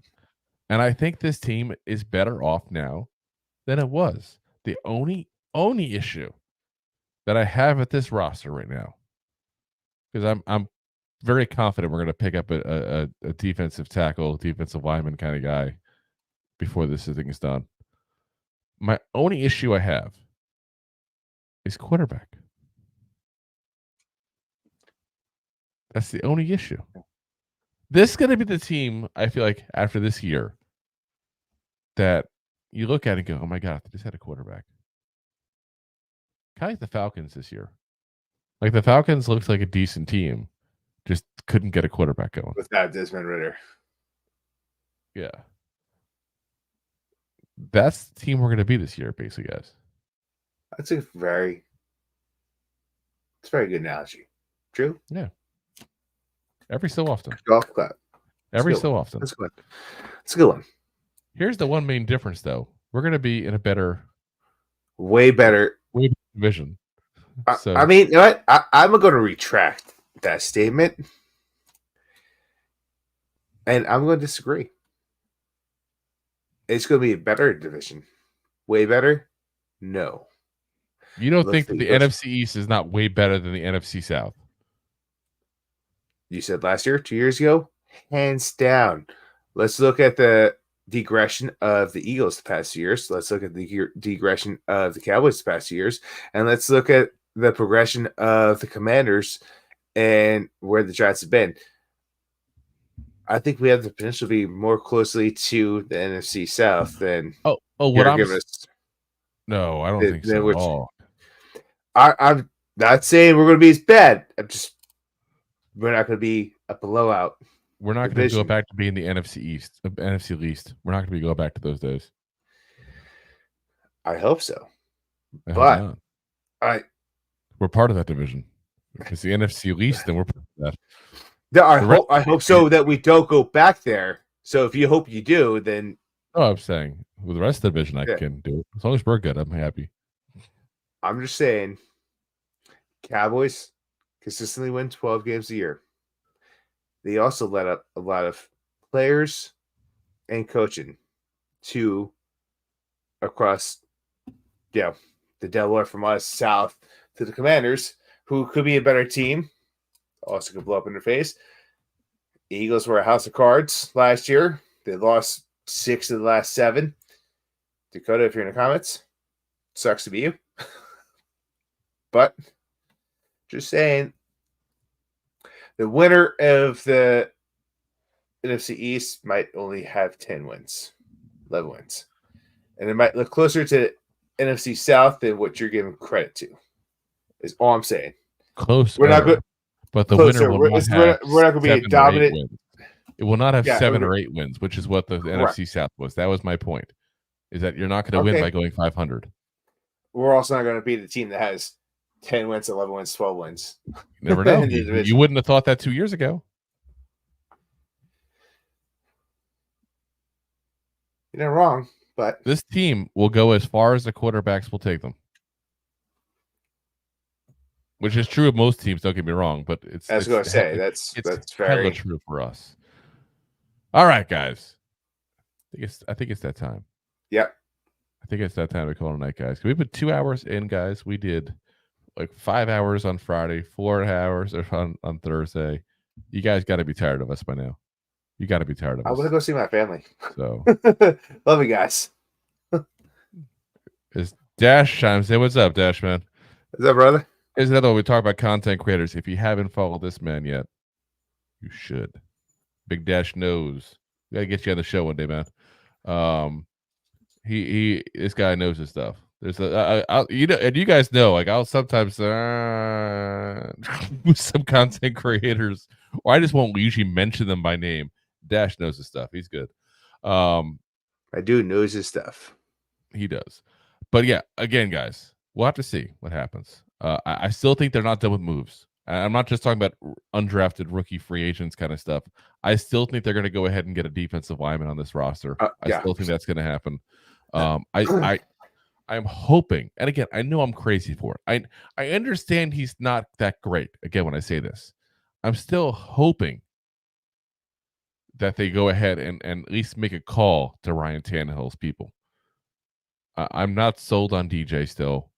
Not that I think Tannehill's that great, but I think he'd be a good fit for a 1-year stopgap, and then kind of take a look at this QB market next year at that point, you know? Especially if, like you be ad nauseum, your biggest concern is if DJ's going to get paid $20 million with the injury clause. Yeah.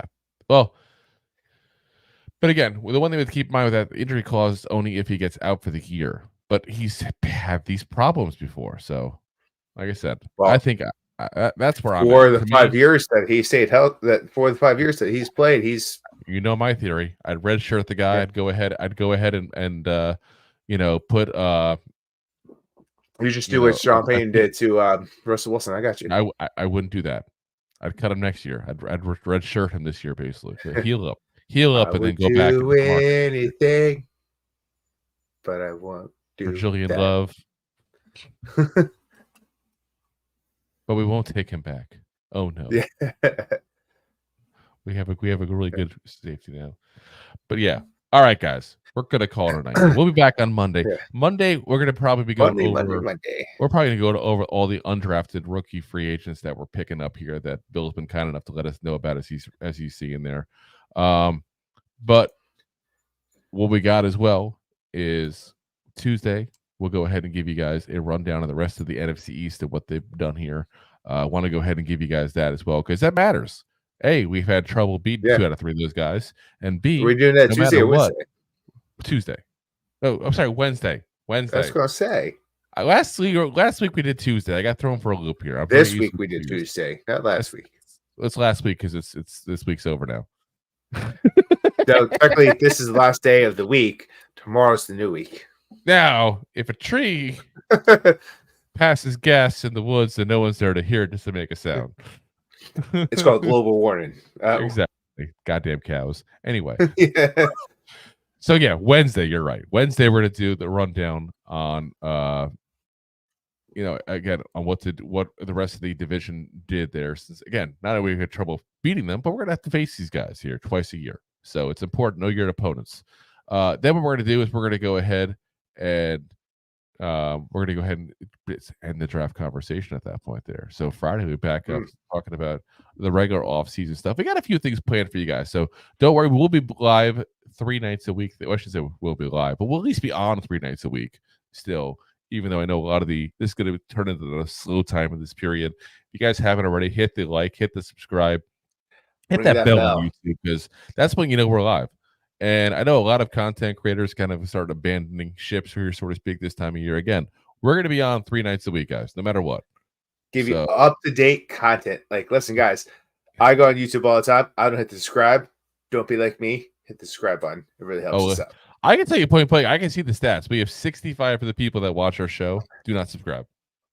And the funny thing is, I can see who subscribe who doesn't, and I know you haven't subscribed. What the hell? I can tell you that there are people that are here in the comments section on a regular basis that I know have not subscribed because they don't pop up on the list. So not trying to call anybody out. I'm not going to be that guy. I'm just saying, if you could help us out, please. Stop. Again, we'll see you guys on Monday. So we talk about some undrafted rookie free agents that we picked up here. Appreciate you guys listening as always. And as always, Giant fans, go